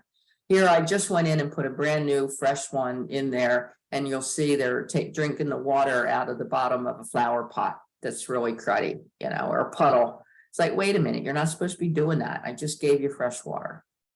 So we had the galvanized one in the winter. And it does come, I think there's a picture coming up. It has a heated base. And anytime we're doing anything with heat like that, we also use one of those adapter plugs that it won't even turn on until it goes like below 36 degrees or something or other, so that you're not wasting any electricity. And it does keep the water from freezing. There's also a lot of do-it-yourself kits, or whatever, that you can see how to do it yourself to make the thingies to keep the water from freezing. So this is what I use the rest of the year. And I actually rotate them. I have 3 of them. So one's normally in the dishwasher, one's getting ready to get filled to go out, and the other one's out there. And it just works for me rather than, in the old days before I fiddled with it more, you'd have to be watching for algae in the summer and scrubbing it anyway. So they go fine in the dishwasher. Okay, it's just about 8:30, and I mentioned that you could go take about a 5-minute break if you want. It's up to you. I can't see any of you with this slide the way it is. So, Samantha, are you watching everything? Yeah. Okay. Is anybody wanting to take breaks, or should we just keep going? Nothing? I got one person with a thumb up. I guess if you guys want to keep going, can you put your thumbs up?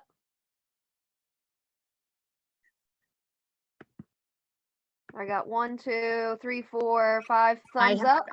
I can't figure out how to get it, but that's fine. Yeah, Just keep going? sure. All right, if you have to go, we'll try, just make sure, yell to me, okay? I really have to go now, and then I'll just stop talking for a couple minutes, okay? But otherwise, if you're good, let's keep on going then, that's fine. Okay, molting is a big deal. Usually molting can take up to 8 to 12 weeks. That's really the normal slower molt. It's maybe a little more gentle on your chickens. It usually starts around late August or September of the year when they're at least a year old. So you get your chickens in June, they're not going to molt in August or September. But if your chicken turned a year old in August, it probably is going to molt. And almost all chickens have a pretty decent molt. So this is why we have to talk about it. So they're getting rid of older dull feathers and getting their nice strong ones before the cold winter, so they get better insulation. So it gets triggered by shorter daylight hours, and this is considered the end of their normal laying session. But you could actually get molting in a younger chicken or even an older one if they were under a lot of stress for some reason, whether the water was leaking and they weren't getting water, or they can get sick. They can also have a molt, but it's much more common to just be related to the time of year. They can have a hard molt. You're going to see Nellie, one of my chickens, is the only one that really has a hard molt, and she truly must lose more than half of her feathers. And unfortunately, she did it late this year. So Nellie right this minute is in, I call them big hamster cages. They're probably about 4 feet long, those ones with the plastic bottom and then the white wire around. She's in my kitchen because she is just about covered enough that I'm comfortable with. Now morning's going to be in the 30s or so. So she goes out in the middle of the day so she can do her thing when it's 45, 50 degrees, hopefully. And then I pick her up off the roost when she goes to sleep, and brought her in before I started the class tonight. So I didn't want her to be out there because I just keep watching how many feathers are getting better. She's getting there. I think she'll probably be in for the night for the rest of this week. And by then she'll have enough feathers, but she's adapting because she does get out. It's not like she's in 70 degrees all the time. And a lot depends on genetics. So this is actually feathers on one of my trays in the coop. And, you were to look at my coop and my run over the last 6 weeks, you'd swear that a hawk got in there and ate all my chickens. That's how many feathers. There's places in the coop that you can hardly see the wood chips for the feathers. Okay, just keep turning them over. And all of a sudden now they're starting to be less and less. And this is in the run with the straw. And you can just see the piles of feathers, because 8 chickens are molting. And here's poor Nellie. So Nellie has black feathers that are very iridescent. So when she molts, it really truly looks like turquoise skin. That's what you're seeing on the side. It's hard to get a picture of her, and they're very dull looking instead of being jet black. Look at her, only one little feather sticking up in her butt, and her whole rest of her bottom's naked. I mean, you see pink tissue like everywhere all around her vent. and all around her neck. I mean, it's terrible. I feel so bad for her. And even like when my therapy chickens molt, they are on vacation because they just don't want to be touched. The new feathers coming in are kind of like beard bristles, you know, so there's no way you can pick them up and hold them comfortably. I just really, ooh, I hate to even bring her in because I have to be so gentle when I keep talking. It's only mommy. We're going to go inside. You're going to be warm. But, you know, you just know how uncomfortable they are. But I love this. I do have a mirror in the run. And I actually caught her when she was still really molting last year. Just like she's saying, who's that chicken? That can't be me. That looks horrible. Poor little baby. But that's really what she's up to. We're almost done. And here we are, middle almost. She'll probably be close to Thanksgiving by the time she really has her new feathers. And the last thing that you don't want to do is put sweaters on them. They are cute for photo ops, but they're terrible because they can get stuck on something, a piece of the hardware cloth or something grabs them, and their skin's really sensitive to be putting clothing on them and whatever. So if you're not doing them a favor, and they also like to fluff up their feathers because they can hold the heat underneath of them, but they can't do that with feathers, with coats. So we call it laycation. You can try giving them a lot of extra protein. Sometimes people even switch back to that grower food with the 20% protein because they're using all the protein they're eating, or that they're eating to make feathers. Therefore, there's none left to make eggs. So they do not have hard molts or even soft long molts and have eggs. So your eggs go way down in number. The decreased hours also, it's just the time of year. They molt getting into fall because they want strong feathers at the same time that the daylight hours are going down. So increasing the protein, making black soldier fly larvae, which I said they're Grublies, is what I love that company. But anyway, that's higher protein than if you're just buying dried mealworms for them. You can sprout lentils and seeds and all because they have protein in them too. And try not to cause any stress. It's not a good time for you to say, oh, look, I can still have 2 chickens. I think I'll add 2 chickens this fall. Bad time. They're all stressed out to begin with, let alone dealing with new chickens. Heat waves or freezes that can cause us stress. Just like we just had summer in November and now we're having winter in November. You know, sometimes that can cause stress because the chickens can't adapt. Okay, that's the end of part 2. Now we're into part 3, all about winter. So, and here's the time of the year that we need to know about that. So really, chickens love winter. They have their winter coats on all year long. That's why it's so hard for them in the summer. But this is very unusual picture and not my chickens. They do not like to walk on snow. My chickens hate to walk on snow. If we cleared it off somewhat near the run and we're gonna go let them out, they all give you, as I say, skunk eye, like you expect me to walk on that. And then if a couple of the braver ones do it, then they might follow. But let's be glad that we don't often have snowstorms like this, because even if there's 3 feet of snow in your backyard, you can't be warm and toasty with your hot chocolate in front of the fire and not go take care of your chickens. You still got to go feed them and water them and obviously not let them out, but you know that you got to take care of them anyway. So just back to my little coop, and we get the plastic, heavy duty plastic. Now, one thing is hard to really see in this picture because it was decorated for Christmas, is we leave about 2 inches or so, maybe even a little bit more, all around the top, because they still have to have ventilation. And if that's all enclosed, then they're going to, in their respiration, they're going to be making way too much moisture in that coop. So you got to still make sure that you're leaving plenty of ventilation, but at least it keeps most of the snow and the wind and everything out. So that's what we did with the little coop. We're going to get ready, probably just because this week's been crazy. Pretty soon we'll be putting it up. With the big coop, I tend to only put it on 2 sides where most of the snow, wind, and rain go. So, because I like to look at them too. And if we start really having ridiculously horrible weather, then I'll add it to at least one more side, but I don't do it all the way around. This is another commercial product I've never used. Some people just even use little curtains or whatever there.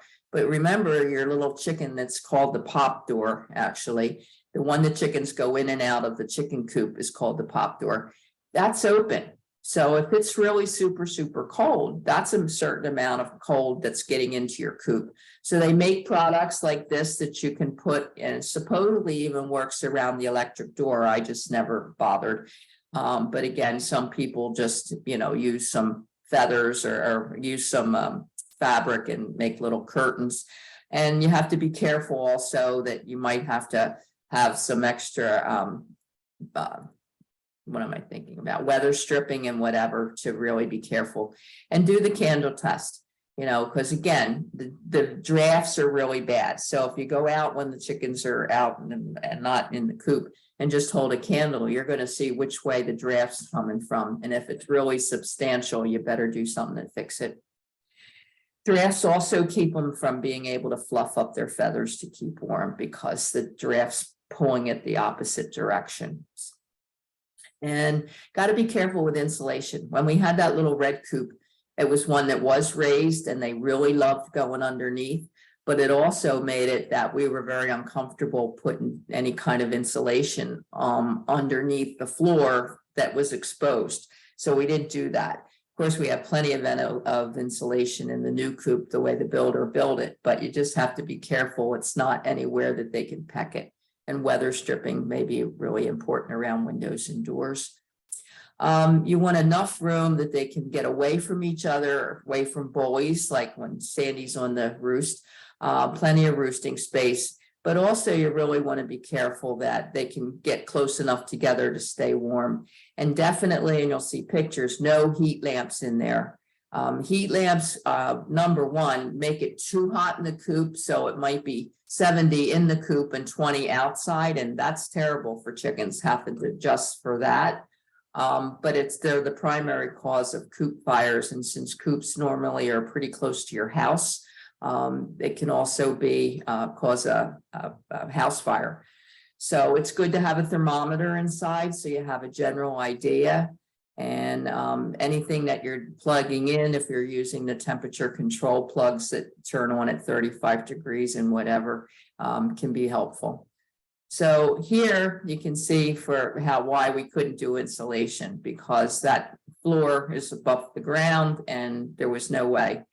But you can also see in this picture how the hardware cloth was, how Ron actually used big long screws and screwed it in all along the bottom of the actual coop, and it comes down and then it goes out, which I'm going to talk about. And we had the bricks along there, so I could see if the brick wasn't where it belonged, something was fiddling with it. Of course, nothing happened, thank goodness. I never saw that. Okay, sweeter heaters. Now again, this is going to depend on your town ordinance, whether it says absolutely no heaters inside your coop. But again, my coop could fit 12 chickens, so it's a little bigger than they need. And when I lectured at Coop Camp in Indianapolis, a couple of the poultry scientists were talking about the sweeter heaters, and I love it. It's about as flat as a flat screen TV, and it's only a little infrared heat, and it only warms the chicken. It doesn't warm the coop, therefore you don't have that drastic temperature. So because of how ours is set up, we have one sweeter heater on either side of that window. That's the picture on the right.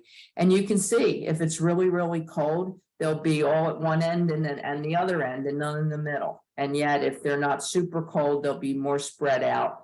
And it just warms them a little bit. So even if you had a power outage in a blizzard, it's not going to hurt them because they really haven't, it doesn't heat that coop that much, and it does not cause fires. So we have electricity in there, and so on one of those plugs, and we just love it. And we talked about the deep litter method because it'll help keep the coop a little warmer in the winter because you're composting at the same time. And the trays, that also can be a little bit of a way to help insulate the floor in a sense. Winterizing runs. This is not my run on the left, but this is what happens when you have a tiny little run widthwise. That rain's going to cover the entire bottom of the run, let alone it probably doesn't have a top on it. And they're running around in muck and mud. they're going to get sick. So you really don't want to do that. You want to have it covered and places that they can get out of the wind. So here we have the ladder. So Sadie was up the ladder, get out of the wind. You see them get up. I have a couple pieces of old wooden furniture, two chairs and a little table, and they'll be up in different areas of the wooden furniture just so they can try to get out of the wind. And if it's too windy, they go into coop. So if you like to watch them, like I do, you can use a heavy duty clear plastic, even a shower curtain, to use to cover the sides. So you can see this happened to be that milky plastic, so I wasn't crazy about it. And again, heat lamps. Also, some of them are Teflon coated so they can have a toxic off gassing, which is a bad thing, let alone if there was a power failure. And there's a coop fire. And I just read this thing about a young girl in Alaska. They had a coop fire, plus started the house on fire, and a 12-year-old girl died. So no heat lamps. Okay, never, never, never. Winter maintenance, gradual exposure to the cold really helps them adapt better. And their hormones adjust. So no sweaters.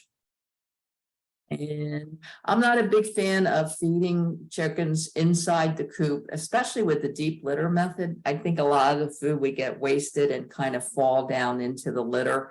Maybe if you didn't do that, if you wanted to, you could, but we still feed them out in the run in the winter. We do, because we can fix it the way inside the run, we have that water, the thing that heats the water, because we have a heavy duty commercial electric line plug and stuff, wire, that we can do it with even the water outside. I would only be putting water inside if it was going to be a blizzard and I actually had to lock them in there for a couple days, because it does keep it from getting too wet. And if you're going to have any feeders in there, you can get wall feeders so that it doesn't interfere with taking floor space. I just didn't see any real reason, but do your thing. And that's the kind we have with the heated bottom.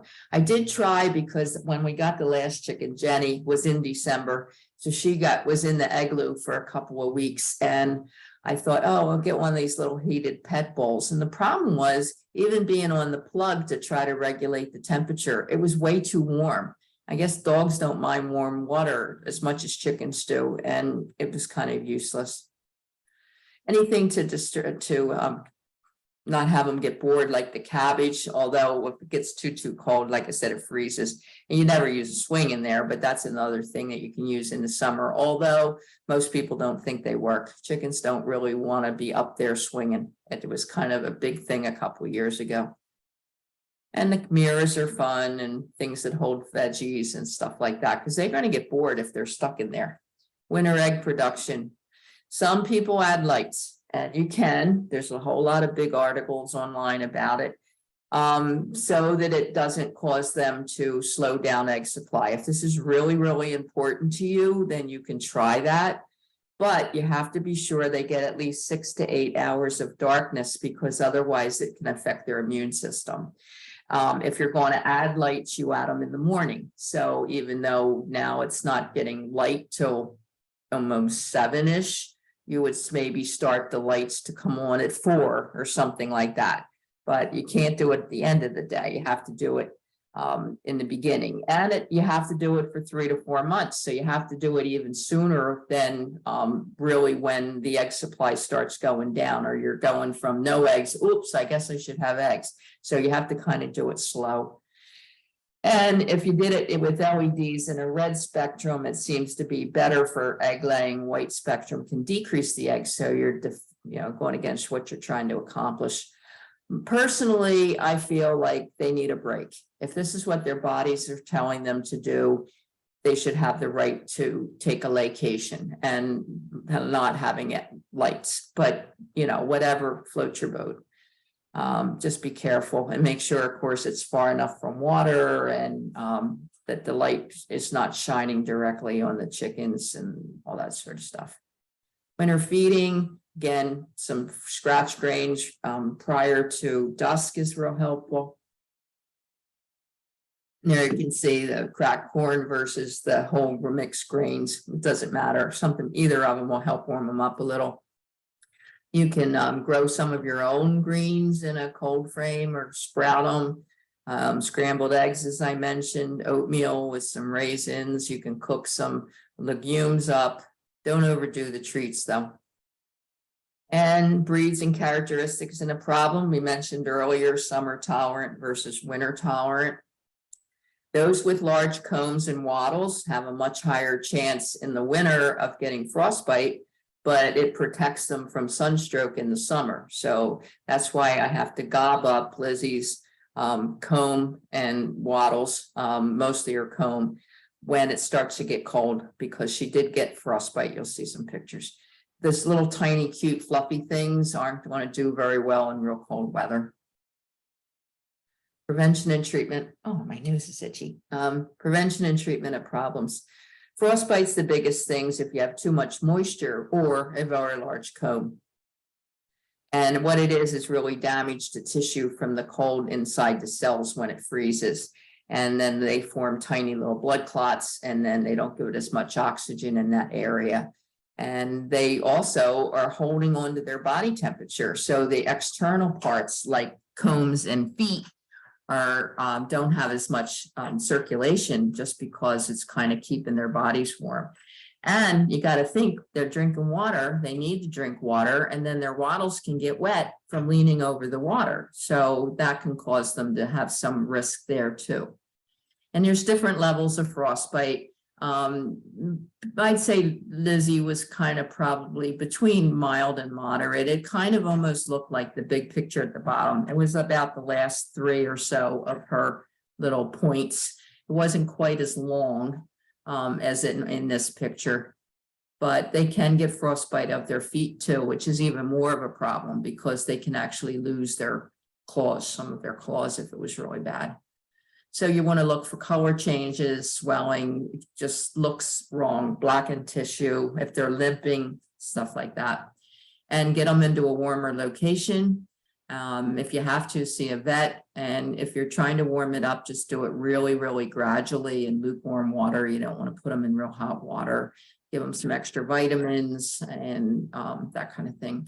And one thing that I'll be saying, I think should be in your chicken medicine box, it's vetericin. It's a nice antiseptic kind of thing, and you can spray that on anything, like even their feet for this, or if they had scratches or whatever. I think it's like a very important thing to have on hand all the time. And now summer, which around here can be pretty terrible with the humidity, of course. So it takes a lot more work to keep chickens with their winter coats on cool in the summertime.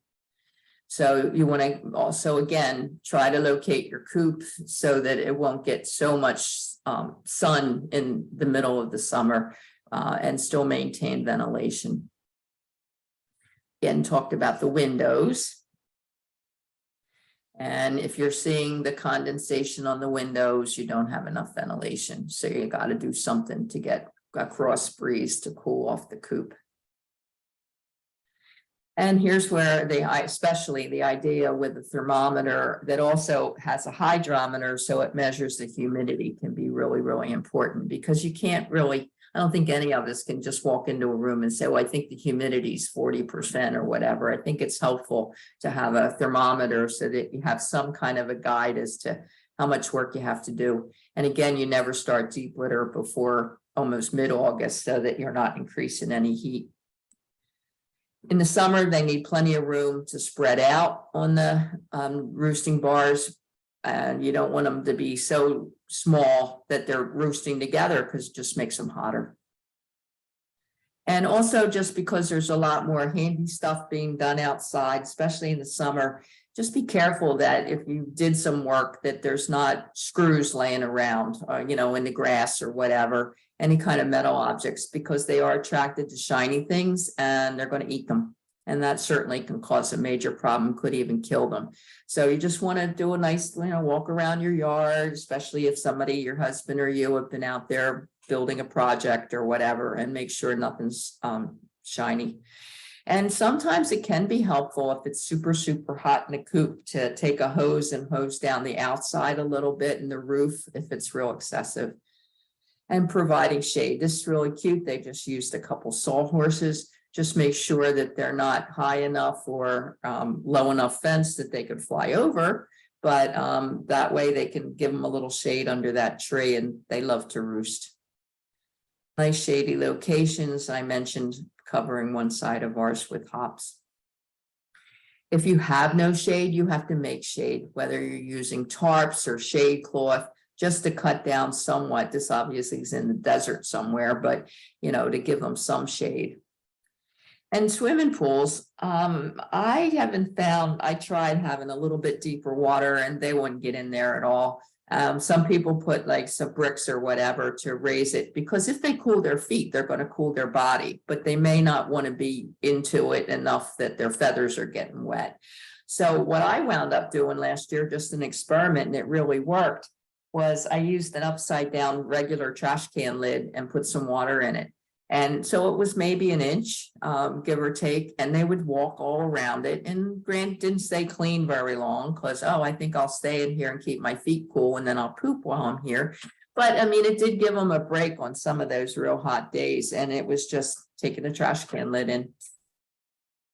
But I don't think misters are a good idea in South Jersey. I don't know about any other places, but we have enough humidity here. So if all their feathers are getting so wet that they can't fluff themselves up and whatever, they can't keep themselves as cool. If you lived in Arizona, it'd be a whole different story. But around here, anything more than 90%, 90 degrees with humidity, about 75%, 50% even, makes it hard for them to cool off. The dust baths I mentioned, this is our dust bath. Actually, that's Sandy in the dust bath inside the coop, but they like their holes. And make sure that everything's clean, because you just don't want to have any extra infestations or anything around. Here's another point about not encouraging backyard regular wild birds. So when we got chickens, so before chickens, we used to have a lot of bird feeders and bird houses in the backyard, and we moved everything and moved it to the front yard. Because they still like to feed them, especially in the winter. But the problem is that even like sparrows and whatever can be a cause of giving your hens lice and mites, because they're walking around the yard where your chickens are, and they're notorious for having mites and lice. And you don't want that to be an issue. Now, you can't keep them all out, but you certainly can stop feeding them and stop giving them housing and all that stuff around your chickens. And here's the broody hen. So you're going to fluff themselves up. They're going to be in the nest box. And to be perfectly honest, they're going to be a real bitch, because that's the way it is. It's hormones, their maturity. All they can think of is they want to have babies. They have no idea that there's no rooster there, so they'll never have babies.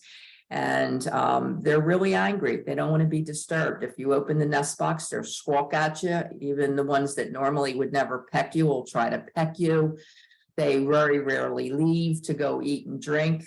Sometimes you have to take them off and put them by food and water. And they stop laying eggs when they're broody, because they think they already have eggs and they're not going to make any more.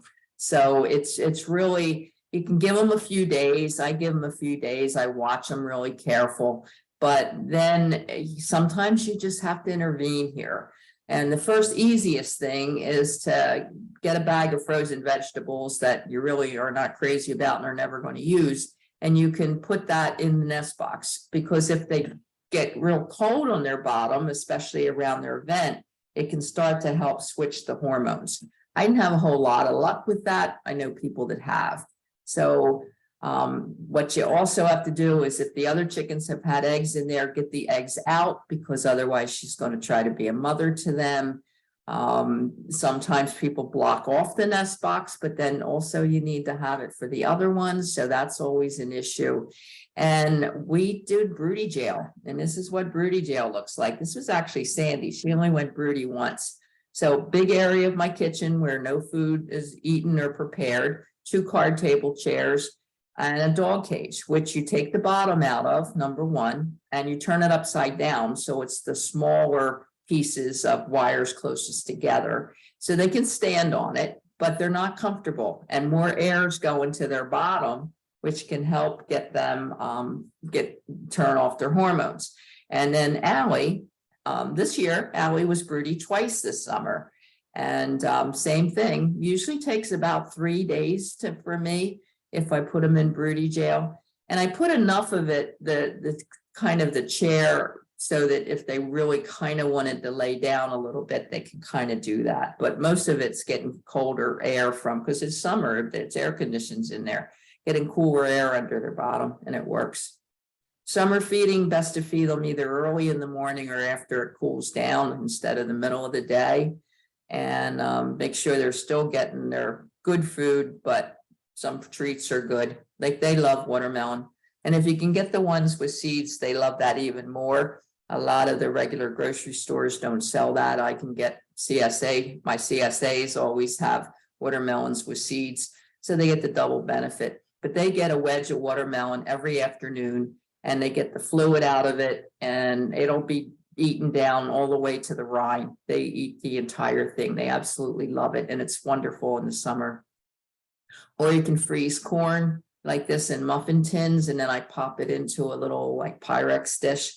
So they have to peck through the cold water to get to the corn. And this is regular corn. This doesn't warm them up like the Scotch does. And the other thing I do is the one at the top. So you get another nice big, I use Pyrex dish, fill it up with ice cubes and water, and then sprinkle sunflower seeds in there. So instead of dunking for apples like we do, they're dunking for sunflower seeds so that they're getting some extra fluid and cooling down. Or you can make little bunt pan kind of things with fruits and vegetables. And make sure that, you know, the water is in as much shade as possible. And as I said, washing them frequently or putting a frozen water bottle in there like that can help it stay colder longer. But what you need to watch for is heat stress, and that they can really overheat, and especially black feathered birds have a much higher chance of heat stroke and actually dying. So the first thing you'll see is they'll walk around with their wings up a little bit. They're kind of cute when they're doing that, and a little bit of panning, but not a lot. And they're normal. That's normal. That's how they cool off. But as soon as they start getting worse, they'll be laying almost and sitting, trying to hold their wings up and squatting more because they're just losing it completely. And their eggshells, if you start seeing soft-shelled eggs, that also can be heat stress. They're not getting enough calcium because they're not eating as much. You know, in the summer, they're going to be drinking more than they're eating. They're going to have a lot more looser stools, and it's not really diarrhea, but it's because they're drinking more than they're eating. So again, maybe giving them more protein, higher protein level in their food might help, as well as making sure they are getting enough calcium. So if you start seeing soft-shelled eggs, that's why. And if they're really starting to look bad, pale wattles, they should have red wattles. Again, the red, it gets all red in the summer, just like our face gets all red, and then air blowing over our face cools us off. So when they're hot, their combs should get bright red, their wattles should get bright red as their body's way of cooling off. So now all of a sudden their combs getting a lot paler, they're just acting real lethargic. That's extreme danger, and they need to be cooled down fairly quickly to help prevent that. So you can put some ice packs under their wings, give them electrolytes. You should always have a couple little packs. They sell them at Tractor Supply of electrolytes that you can mix with water. And if they're not drinking, you can actually get a syringe with no needle, being careful, and you have to look up online the proper way to do that, that you may have to give them water. And they may lay on their side, and you're going to have to be the one to rotate them around and keep them in a cooler location. Obviously, would be probably better in the house because they're sick. Thank God this isn't very common, and it's something that you should watch for is that fly strike. And what happens is, of course, there's more flies in the summer. They're attracted to the smell of the poop. And if they don't have clean bottoms, they can actually, the flies could land on them and then lay eggs and have maggots developing, and they can kill them. It can really cause deep, painful sores. So you have to be really, really careful. Never saw it, thank heavens, but this is what I use. I get these fly prevention bags, You don't want to put it too close to the coop because then you're encouraging flies to be closer to the coop. But it does smell, and the way it works is it smells like poop. So they get in there and then they can't get out. And it does a wonderful job. Also, don't put it too close to your neighbor's house because it'll be really stinky. You got to have the exact location, but that's what I use to really cut down on flies. Okay, how to take a vacation.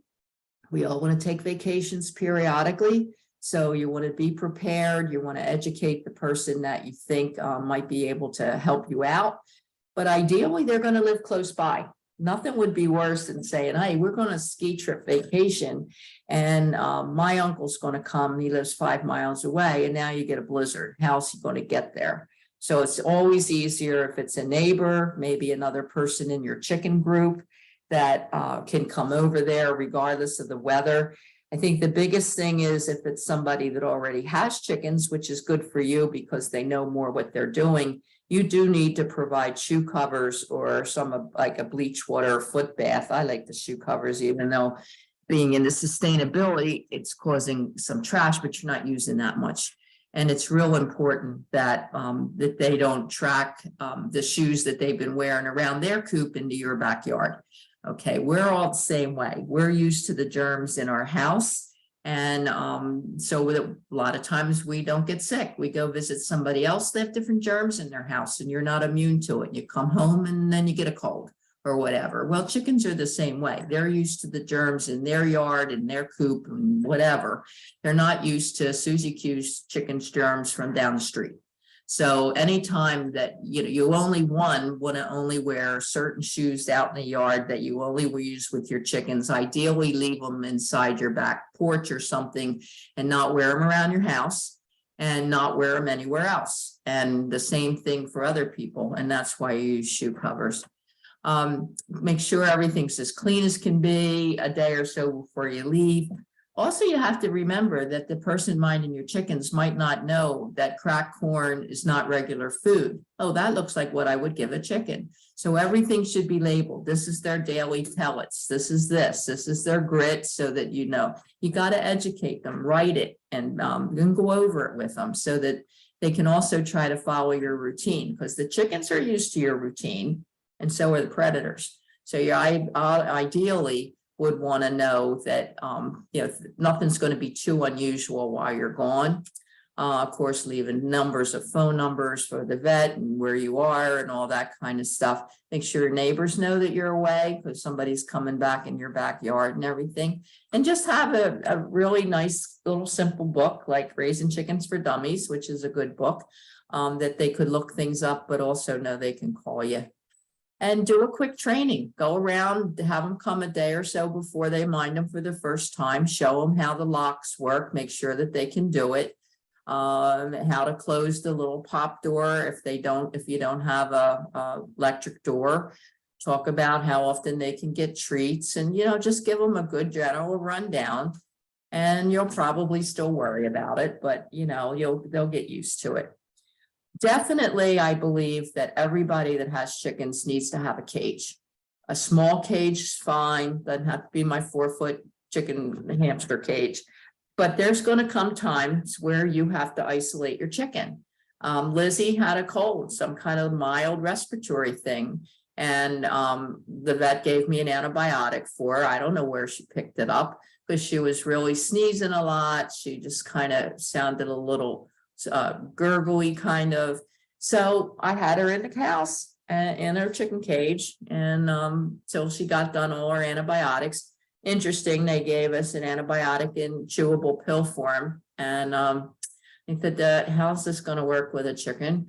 But then I thought, well, it is scored and she loves blueberries, so I would cut the little pills in 4 pieces and put each piece in a blueberry, and she wolfed them right down. So we had no problems getting it into her, but sometimes it takes a little like, how am I going to do this? But everybody needs a cage. There are going to come time where you need a cage. Most important to me, besides all these things, blue coat can be good. Chickens again are attracted to red. So the problem is that if you had a sore or whatever, any place, the other chickens may peck them a whole lot because it's red. So blue coat kind of has a little antiseptic in it, but it colors it to be blue so that they don't notice that it's an area that they want to peck. Other things I think that are really important, I mentioned betaricin. I love it for wounds. I also like Vet RX. I call it Vicks for chicks. It actually really does smell like Vicks. And even with Lizzie, before I thought, this is getting a little worse. You buy it, it's liquid. You put a little bit under their wattles. You put a little bit underneath their wings. And it's like we would do Vicks. It kind of opens up the nasal passages a little bit. So I always keep that around. Because the thing is that, you can get a lot of this stuff at Tractor Supply. But what happens if you have an issue and the chicken's really getting scratched up from something? Maybe a piece of wire was sticking out or whatever, and it's 11 o'clock at night. You better have something on hand because you're not going to be able to go to a Tractor Supply. Certain things you can get from the drugstore, but not all drugstores are open 24 hours. So, nice to at least keep some of the things around that you can do. And they're like the most important, but can't stress enough about having a cage. Okay, we're winding down to part 4 and doing pretty good on time. We're gonna talk about predators, a little bit about gardening, biosecurity, and health issues. Keeping your chickens safe from predators.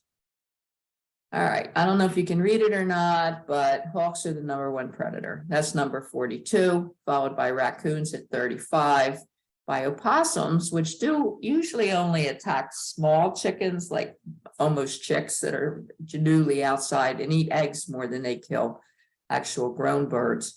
But fox is much more common. I have seen the fox, one of the foxes in Haddon Township, 3 or 4 times walking up and down Hampton Road.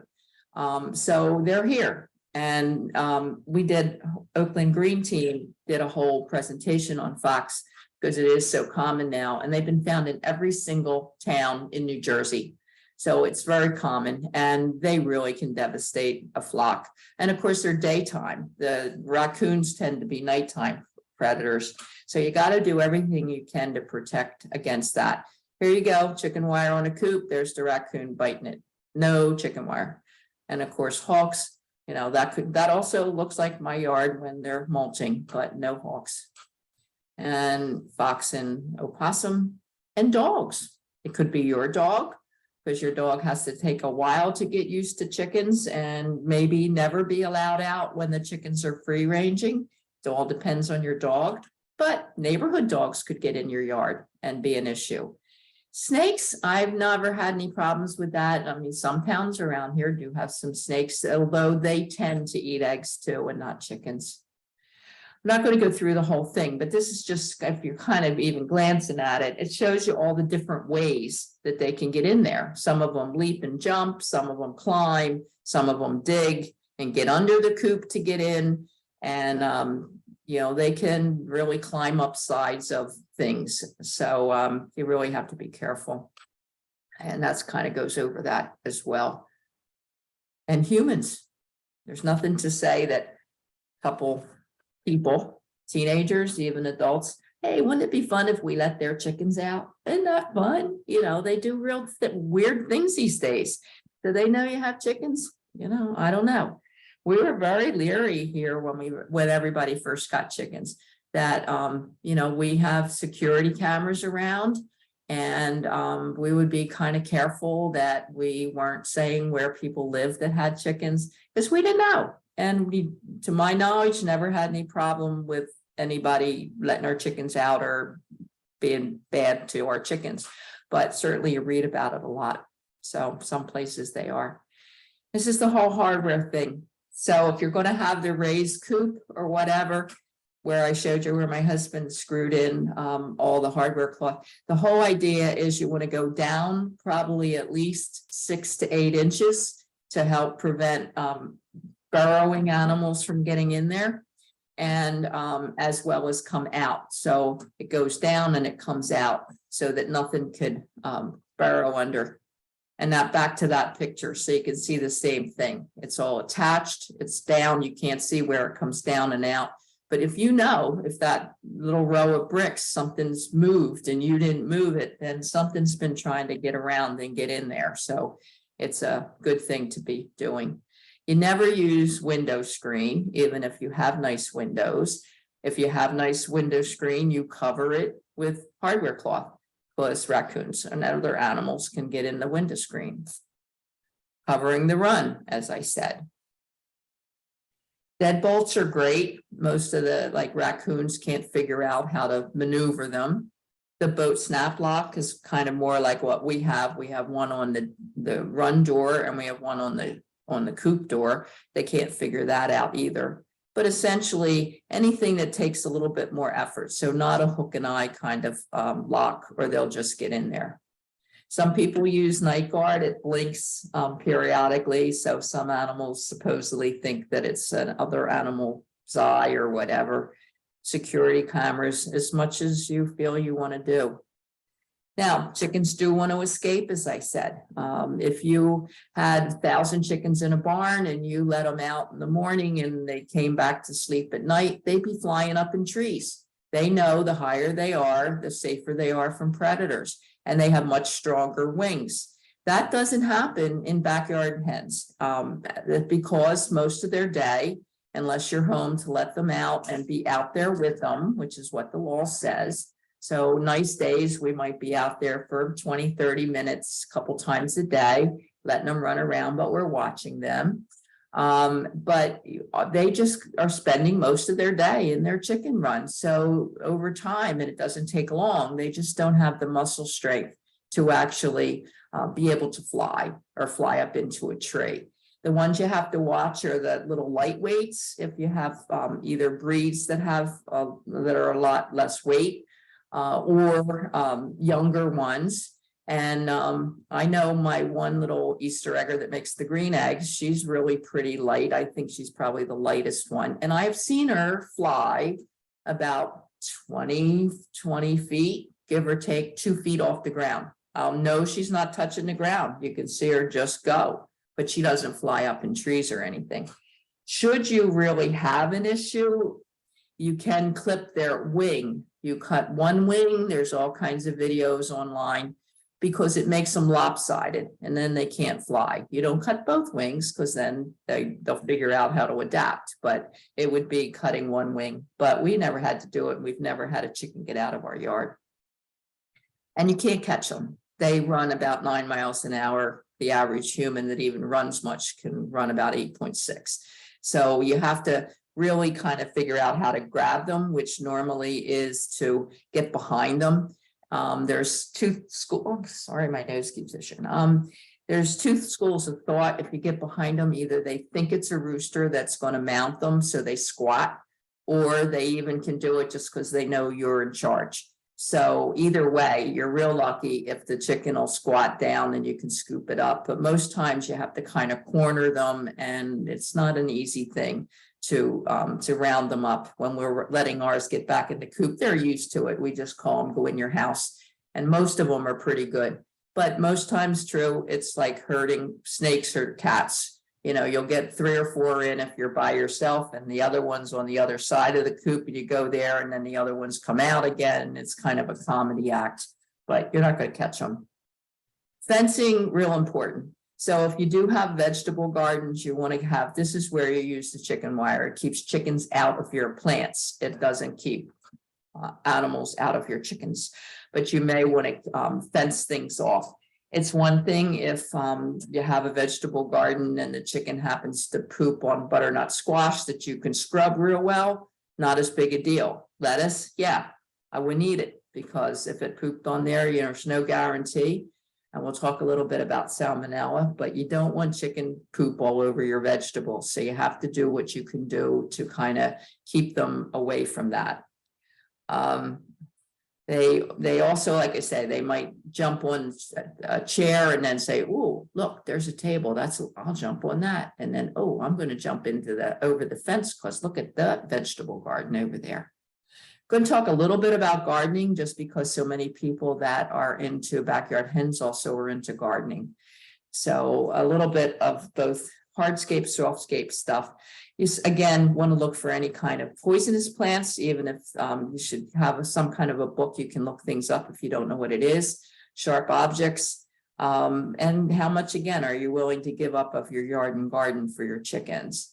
They can walk on stone. The problem with having stone paths of just stones, plain stones, is that it's very hard to clean the chicken poop off of it. And when they're running around, there's going to be some everywhere that they run around, especially if you have a bunch. So you want something that's easy to clean up. Granite, a little bit better, but still not as great. The new decking isn't so bad. Traditional old wooden decking, wood being very absorbent, and it's just very hard to clean. They can walk on concrete, but they don't want to. They really rather walk in the grass. Same way with pavers. So here's a couple chickens. The one's got a cute little red butt, must have lost some feathers. But pavers right there, even have grass in the cracks. And where are they? They're going to be right in the grass, walking alongside of it. Not a good idea to feed chickens anywhere you really don't want them to be.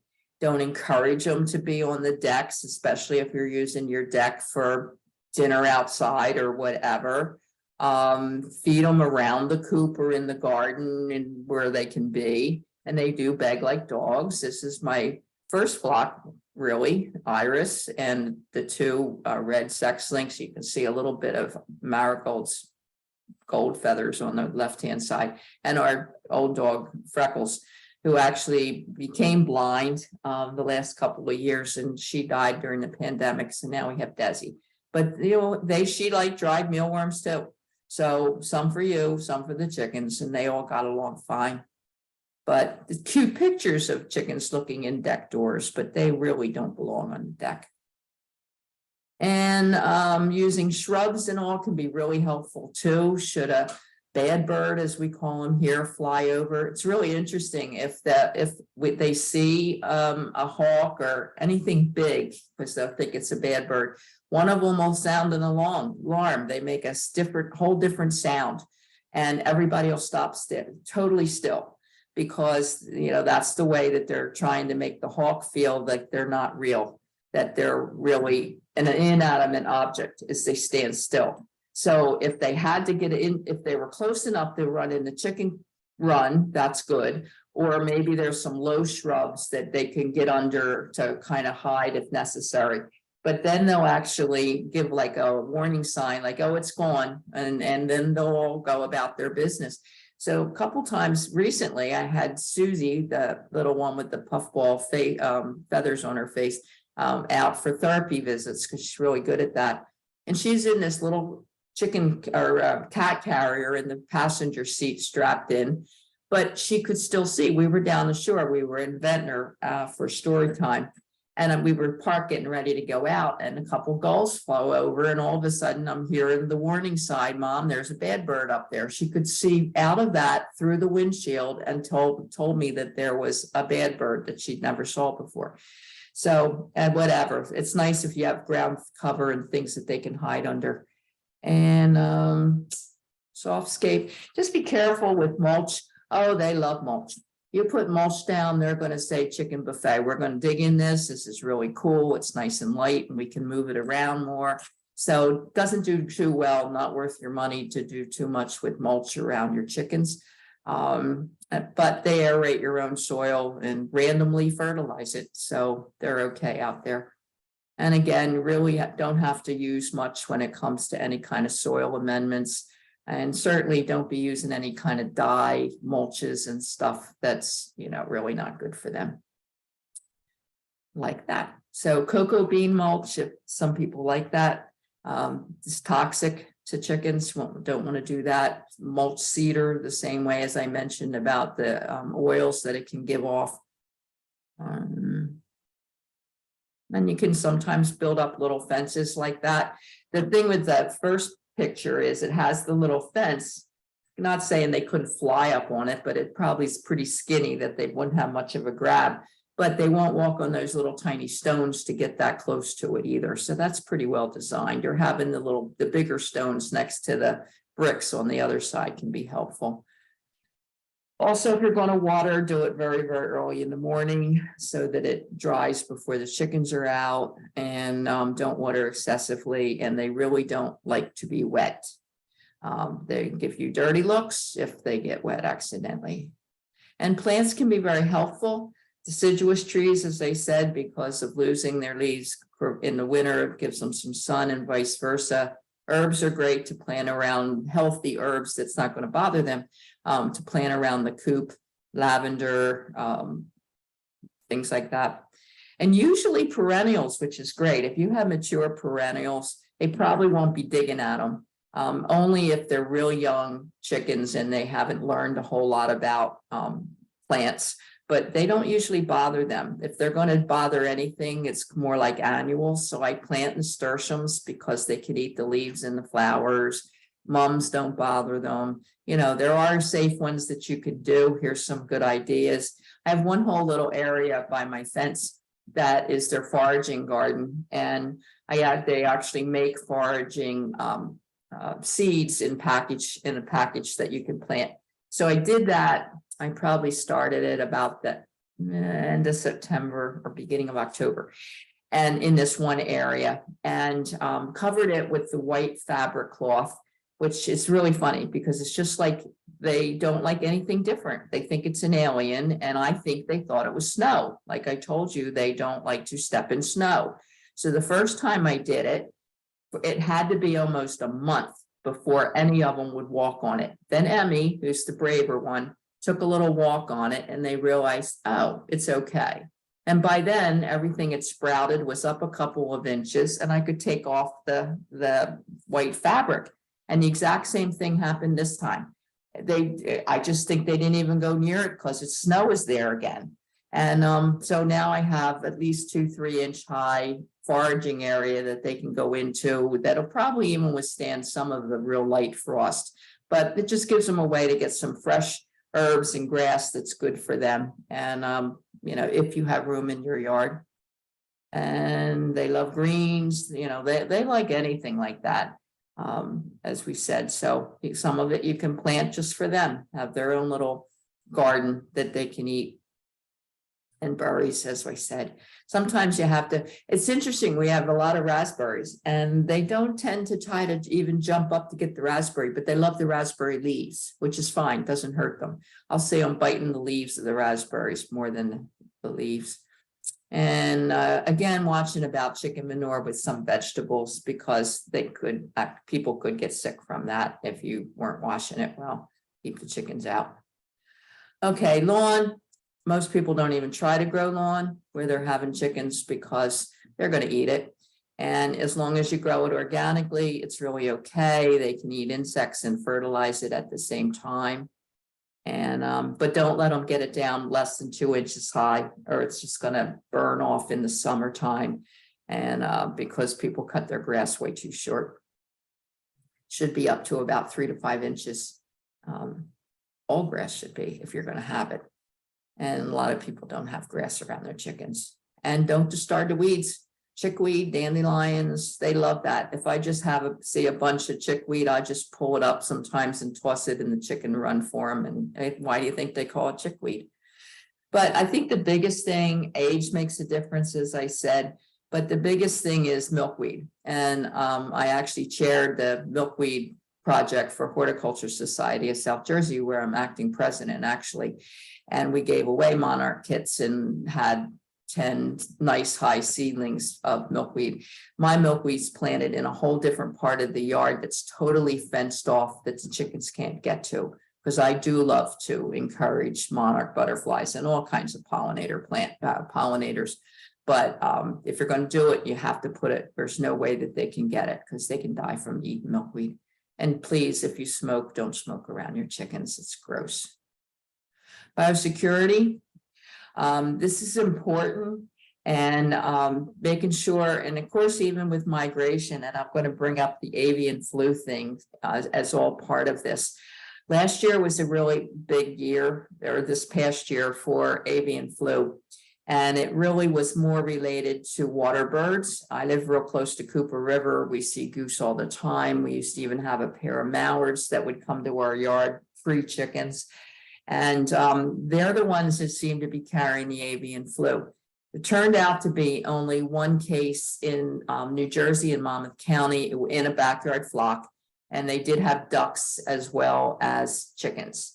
And they had to kill most of those chickens and or pretty much all those chickens and ducks and clear it all out and whatever. And then it passed and it was fine. And we didn't have any other in New Jersey, but they felt that it was related to spring migration, because as the birds were coming north and a lot of the water birds were coming north and whatever, it really spread it. And I was in touch all the time with the state about it, so I could warn everybody on my chicken Facebook pages and everything about it. And the biggest thing was not have any visitors. If it was a repair person that absolutely had to be in your backyard, you had to give them shoe covers. Nobody should be in your backyard but your immediate family. No parties, nothing that where people could, maybe they walked around Cooper River Park and accidentally stepped on goose poop that was contaminated with avian flu, and now they're over at your yard. Oh, aren't the chickens cute? Let's have a barbecue. You know, I mean, that kind of thing. We just had to really clamp down because it could kill your whole flock.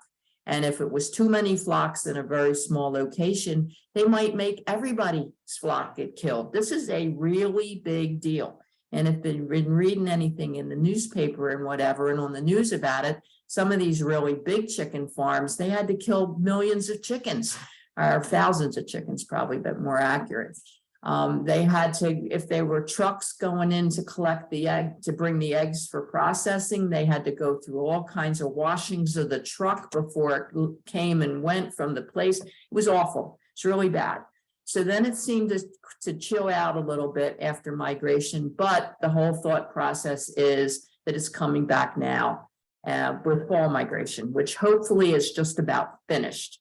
So we really never got that much back into having people visit. The elementary school down the corner used to send second or third graders, came every June-ish, early June, to visit the chickens in the backyard. We can't do that. We couldn't do it this year. So I'm just warning you that this can be a really big deal. Keep up with it, contact me, and really, really limit the people in your yard, especially around your chickens. And another whole reason for having a total cover on top of your run, those little sparrows might have been walking around in the goose poop too. And now they have avian flu germs on their little sparrow feet. And what are they doing on top of your chicken run? They're pooping. Where's it going? In your chicken run. Okay, so another reason with not just having the wire on there where they think this is great to stand on, and they're going to be doing this right into your chicken run. So be careful about that. Chicken quarantine, 30 days. Okay, when you first get your chickens, ideally, you're going to get them all from the same farm, and then you're good. You don't have to do anything. But if you get, oh, I'm going to get these two from this farm because these are really cute, and these two from this farm, you're going to have to isolate two of them or whatever, because they're going to have different germs, like I said. And you don't want to get new chickens and mix them into your current flock until you're sure that they're not sick. And that's 30 days. Because when you get new chickens, you're a predator. They're not going to show you their illness either, just like they're not going to show the hawk their illness. So the first 2 weeks, they're going to really be very leery of you and try to hold anything in. Lizzie's my perfect example of that. A friend of mine had 5 hens, didn't know that there had become a small hole in there, and a raccoon killed 4 of them and actually scratched up Lizzie's really big comb pretty badly. And he just wasn't ready to start over. And I did have room. I didn't have 8 hens at the time. So he asked me if I'd take Lizzie. So sure, he brought Lizzie over. Lizzie was in hamster cage in the kitchen, and I was the predator. So I was very calm with her, talked to her, she ate, she drank, and I watched her. And sure enough, right around 2 weeks, I wasn't the predator anymore. So she had a respiratory thing. So, you know, that's just the same one. She has the same one that had the respiratory thing last week, which I didn't connect the two, but it had nothing to do with that. But anyway, so after she realized that I was her hen mama and I wasn't going to hurt her, then it was okay to be sick. And then we got her fixed, and she wound up going out with the other ones and became a therapy hen. So, I mean, that was a great story overall, that she probably had some PTSD, knocked her immune system down when she was in the house, and there came the respiratory thing. But you really, really have to be careful and do not push it for less than 30 days. Chickens 101, I'm going to zip through some of this. Salmonella, they can have it and be carriers and have absolutely no symptoms. And that's why hand washing is super, super important. But I'm still convinced you have a greater chance of getting salmonella from lettuce in the grocery store than you're ever going to get from your backyard chickens, because they really should be getting plenty of good care, plenty of good fruits and veggies and clean water. And you're doing everything in the world that'll make these chickens so much more healthier, or so much healthier than other chickens. But you still can't take it for granted. So that's why my chickens, when they're out doing work, always wear chicken diapers for one. I have hand sanitizer with me the whole time. You pet the chicken, then you wash your hands. And that's the way it is. And I must wash my hands 20 times at least a day. So just be aware. I mean, there's no reason that do anything crazy about it besides frequent hand washing. And I know it's like, oh my God, if we allow chickens in this town, there's going to be all this salmonella. And no, it's just it's hysteria. This is the best book I think that you could possibly get on chicken health. And I do suggest that everybody has one, or maybe even like your chicken group buys one and you can share it around or something. You know, you could actually have a little chicken library or something, but it's wonderful. It really tells you a lot and helps you be able to treat things so that you don't have to always have a vet that does chicken health. Most common things in chickens, mice and lice, as I said, lice, maybe probably more from little wild birds. You can actually see the clumps of lice eggs at the base of the feathers, particularly around their bottom. Mites, a lot less common. Might see a few spots of blood on the chicken roost at night because they come out and they bite the chicken. But you can usually kind of see something doesn't look right. Bumblefoot's really pretty common. They jump up and down. They jump up to get treats or this and jump on and off of the roost. And they can get a tiny little cut, and then bacteria can get in there and it kind of forms a hard thingy. So you might just see a little brown mark on the bottom of their foot, and soaking it in hot water and Epsom salts and maybe gently moving it, you can get it out. But sometimes it can make a really deep kind of core. And you have to either be a little braver and you can take it out yourself, or you may have to take them to the vet. And if you see a chicken like this, it's probably not going to make it through the night. They're all scrunched up. It just breaks your heart. So just some things, not going to get over every little thing about it, but just do a good exam periodically. Try to see if you can get them used to getting picked up. Look at their eyes, make sure they're not wheezing, that everything looks normal, that their crop fills up after they eat, but then it empties. You don't see any blood, you know, that kind of thing. Don't get too hung up on this. Frostbite is fairly common. As I said, conjunctivitis, once in a while you can get a little infected eye, not too common. Eye worms really are in the south. It's just on the list, but we never have them around here. Respiratory things can be more common. Sauerkraut actually is more like they're not emptying it real well, and then it almost gets like a regular yeast infection, almost like that people get, and that can be taken care of.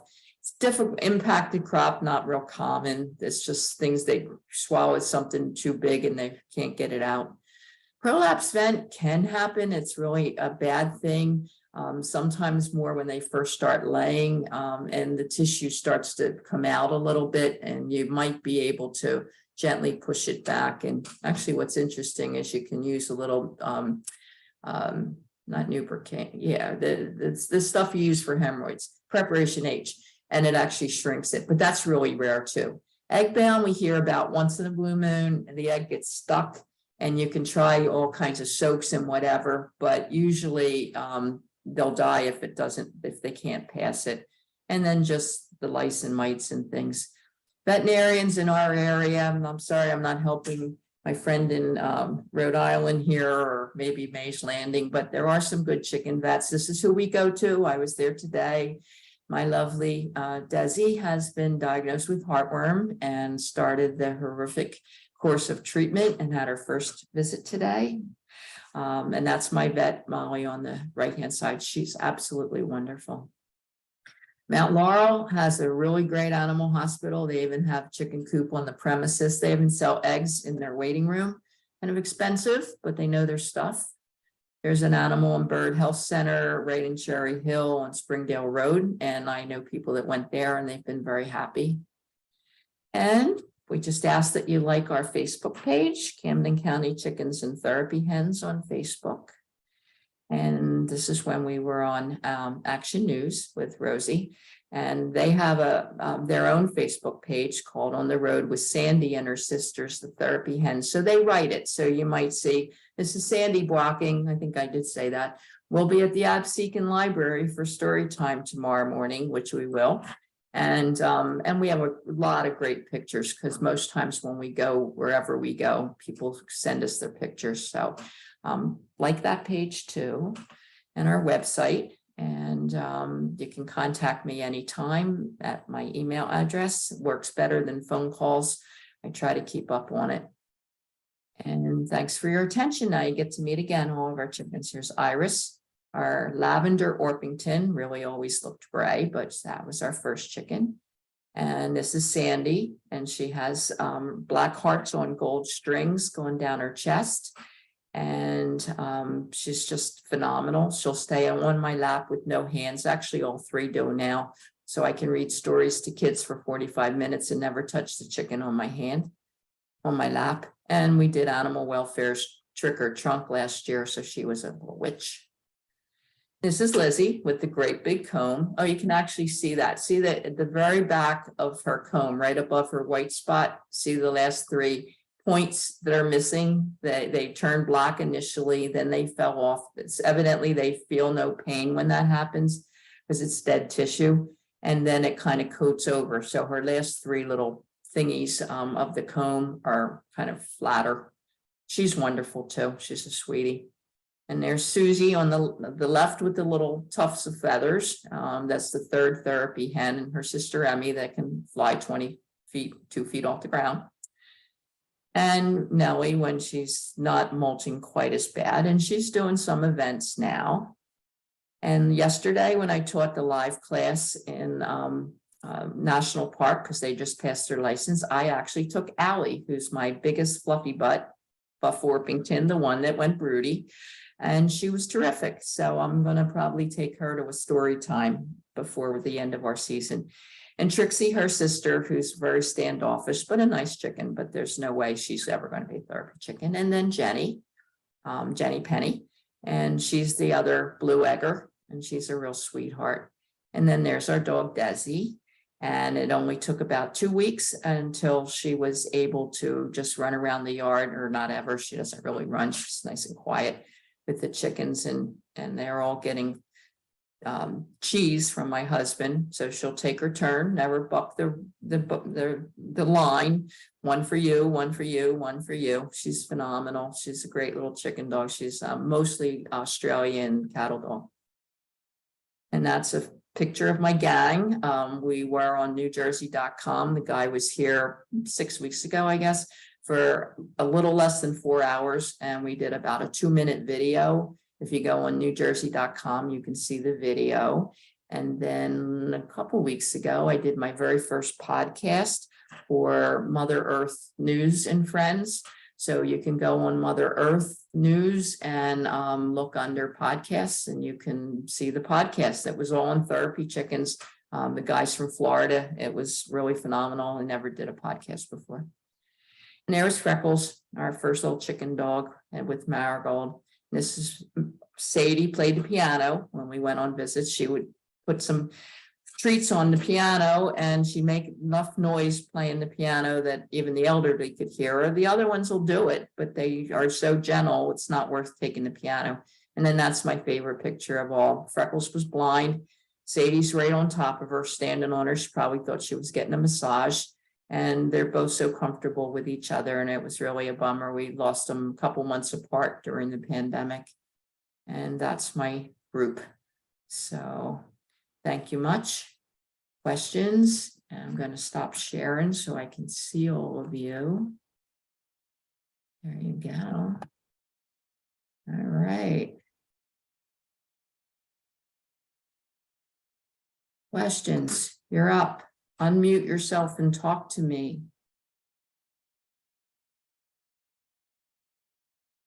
Samantha, are we good? Everybody stayed awake and didn't take long bathroom breaks? I couldn't see Stacy, but I think that was something we've already established. I'm not sure. Besides that, I'll message you. Everyone else seemed pretty good. Yeah, hi, I'm sorry about that too. I even had some of my kids come in and try. It seems, I don't know, my videos isn't working, but it was fabulous. I took tons of notes. So it was really great. Thank you so much. Oh, you're more than welcome. Okay. All right, well, I'm going to leave it up to you. If you want to take the quiz, let me know and I'll email it to you, and you don't have to mail the paper back, just email me the answers back, just for your own knowledge. If you don't want to, that's fine. I may not get to it till Wednesday because we are going to have Seekin for story time tomorrow. It's going to cut into most of the day. I will email all of you the entire PowerPoint. It'll take 2 emails because it's such a long file. And of course, it's not me talking, but you can always go back and look at stuff. Like you can really focus on the medicine case, or, the things on the medicine list that I didn't actually mention, or whatever that you might want more to look at over longer periods of time.